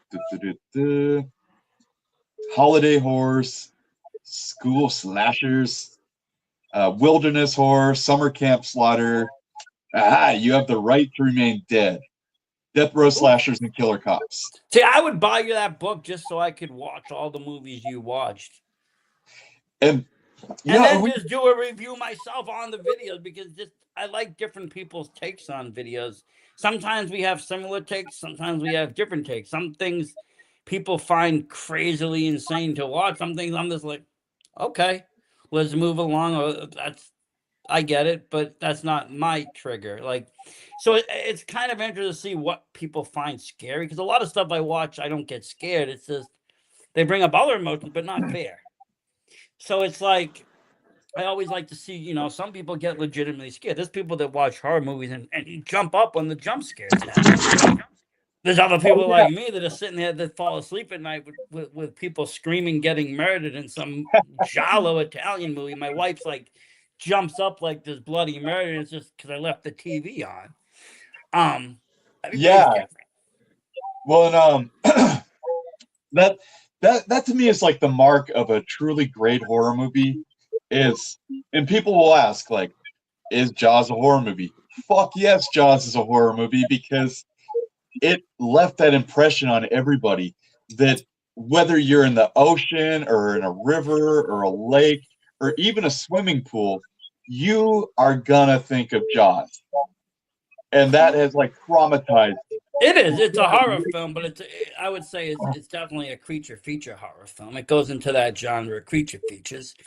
But it's definitely considered a horror. Now, I find it scary. I found it scarier as a kid, because obviously, in your head, you don't know anything about odds, and you don't know anything about anything. All you know is there's a great white shark and it can eat people. And so every time you're now in the water, you think that a great white shark's going to come and eat people. You don't know any facts about great white sharks or anything. Oh yeah. But something like that, sometimes you can justify and be like, well, just don't go in the water. That's what my grandparents did. They stopped going in the water after they saw that movie. They stopped going swimming. They stopped going fishing. They stopped going near the water. Yeah. And the other one is Blair Witch Project. I realize that it's kind of polarizing, but if you're camping in the woods, Blair Witch Project is terrifying. Oh, it is. And that movie was such, I actually went to a great panel with Heather and one of the other guys that I met recently, and they were talking about the whole experience of making the movie, and then how they had to like advertise for the film. And it was so weird because everybody didn't get to actually partake in any of the film's festivities. Nobody was allowed at the premieres. Nobody was allowed anywhere because they had to stay off it, set. Yeah. Out of the sight. And for them, it worked. Unfortunately for Diodastro, it did not. They thought he killed people in Cannibal Holocaust. They dragged his ass to jail for murder. Oh, yeah. He had to like start bringing in actors going, no, this didn't really happen. This didn't really happen. They're still alive. I consider that the first found footage, Cannibal Holocaust. And that's probably one of my favorite films. It has almost everything a horror should have, but Blair Witch comes along in what, 99, 2000, a little bit around that area. And, the internet's in its infancy. So things online are taken almost at face value. So when they had a website going, these people are missing, everyone's like, this is news. Yeah. And everybody just, it made the masses believe this was real. There's people out there that thought this movie was real. When they left that theater, they thought that's why it's so divisive, is because people can't stand the fact that they got had. No, it's not that I think they get decisive. I think they get pissed because then the second movie came out. They tried to make a freaking blockbuster out of it, and it was crap. And if they had just left the Blair Witch alone at one movie, never to be talked about again, it would have been probably went down in history as the scariest film alive, because nobody would have known what the fuck was going on. It never was explained. Nothing was ever explained. And sometimes that's better than not. Those movies are great to watch. Yeah. Then they also did the that mockumentary, which the mockumentary is what sold people. If you watch that if you watch that and then you watch the Blair Witch, it gives you so much more insight into it, and it just adds so much to the experience. But just listening to them talk and the things, it was weird. Like for instance, they weren't allowed to use fire at all, and they finally got like the green light to use one campfire for one night. Mm-hmm. But they couldn't actually do it on the ground. They had to like cut a trash barrel down and like make it so you can't see the barrel and put the fire in the barrel, and they had to do all the shots with the fire in that one night. Oh wow, that's crazy. But like, you know, you were talking about improving. A lot of that movie was improv. They would go out with just prompts like, Heather, you're gonna go east today and you're not gonna take any shit. You're going east. The other one, you're going west. You're gonna fight to go west. And they would, that's it. That's your prompt for the day. Go out there and make it. Oh, and they yeah. would just go out and do it. And just like a lot of that stuff was just improv. None of it was really in a script. Some of the greatest lines in that were just improv.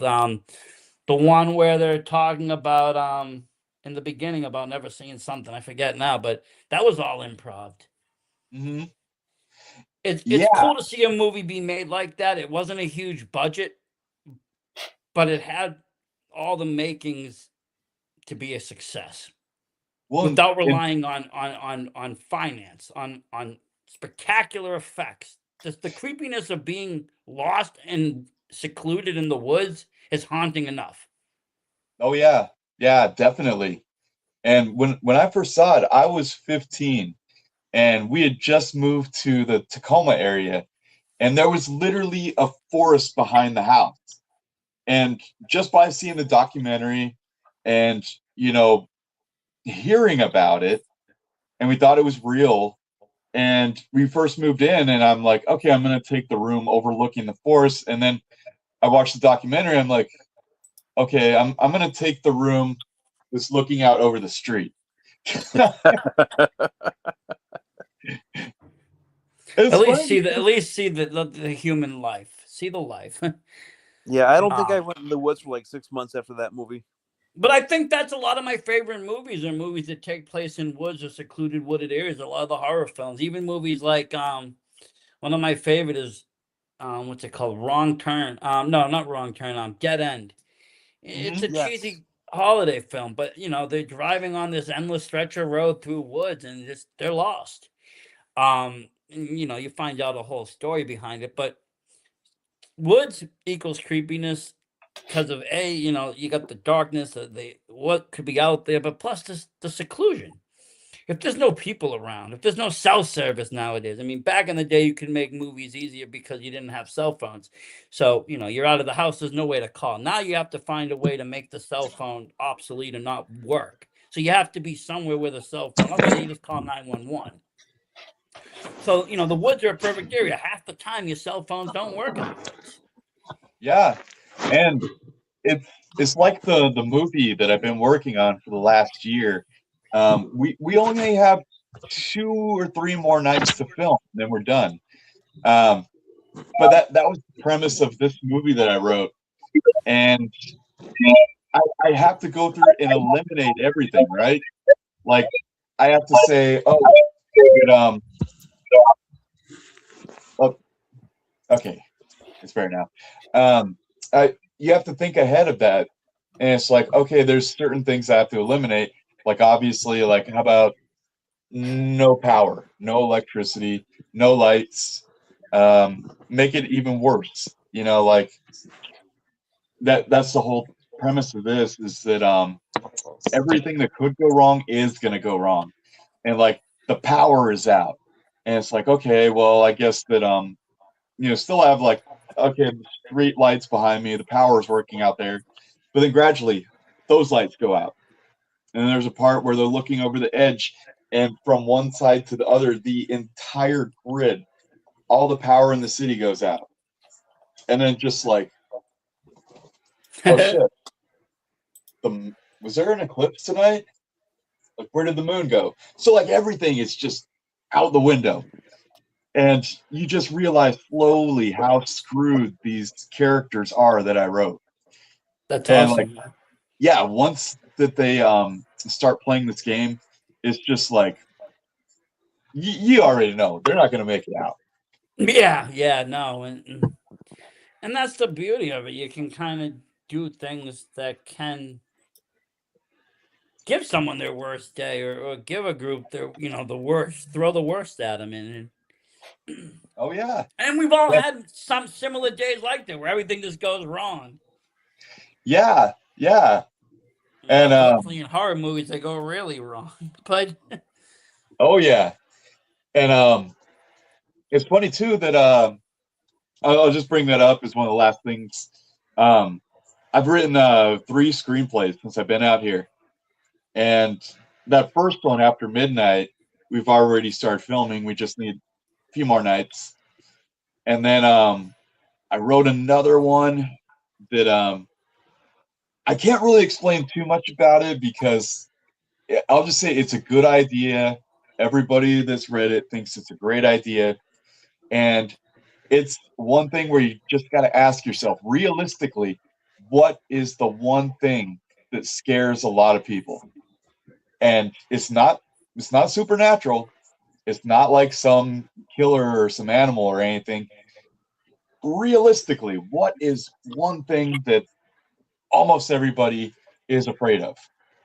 And I'll just leave it at that. very cool stuff. Yeah, I that's love awesome. seeing people write stuff, and because I think you get into that, you act a little bit, or you work on stuff, and you kind of get, I can write something, or I can make something, and there really is no limit on what you can do except budgeting or whatever. But even with budgeting, you can work ways around it. You can make a film simpler and then go back with a budget. I mean, look at George Lucas. He made Star Wars and then went back to fix it all. He didn't put out what his original idea was. He put out what would be okay, and then he went back and fixed it. Yeah. There's people that remaster their films, re-edit them, redo them. I always tell people, just get it out there. As long as it's complete and, at least one thumbs up, put it out. Don't sit on it, because a lot of people will sit on to get that perfect product, and sometimes you can't find that. Well, that's not going to be it. And then you end up putting nothing out, and you end up stagnant. Exactly. Yeah. And that's one of our worst enemies, is just self-criticism, basically. That's one of the worst things that so many people have, especially when you're an artist.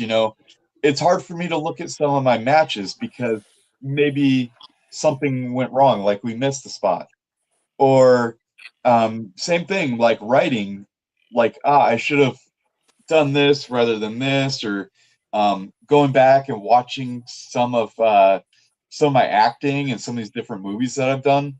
Like, it's hard, and because we're so critical of ourselves. And we even had a friend over not too long ago, and he's asking to watch some of the things that I was in, and I was just kind of like, do we have to? All right, fine, we'll watch it. And I was like, finally sitting down and watching this thing that I was in. I'm just like, okay, that part was actually pretty funny. So was that one too.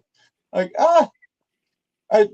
I guess it's not as bad as I thought, because we're so critical of ourselves. Well, that's the thing. We're our worst critics. So, I mean, sometimes you got to look at it through somebody else's eyes to even appreciate it.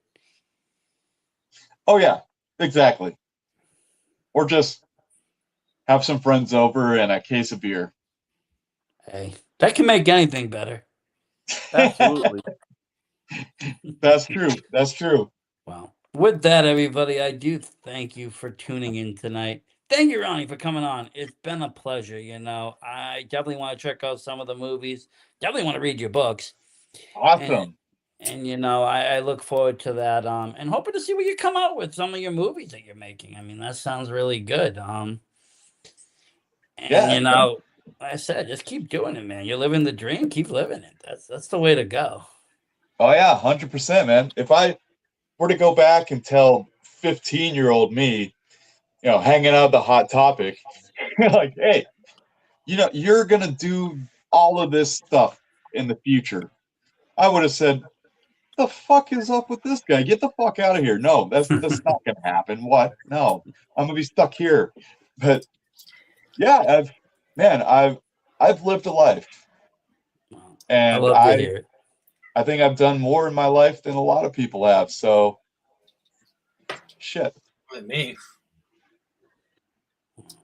That's great. Thank you very much. Thank you, everybody at home, for watching. And as always, stay spooky, everybody. We'll be back next time on Horror Nights. Like and subscribe.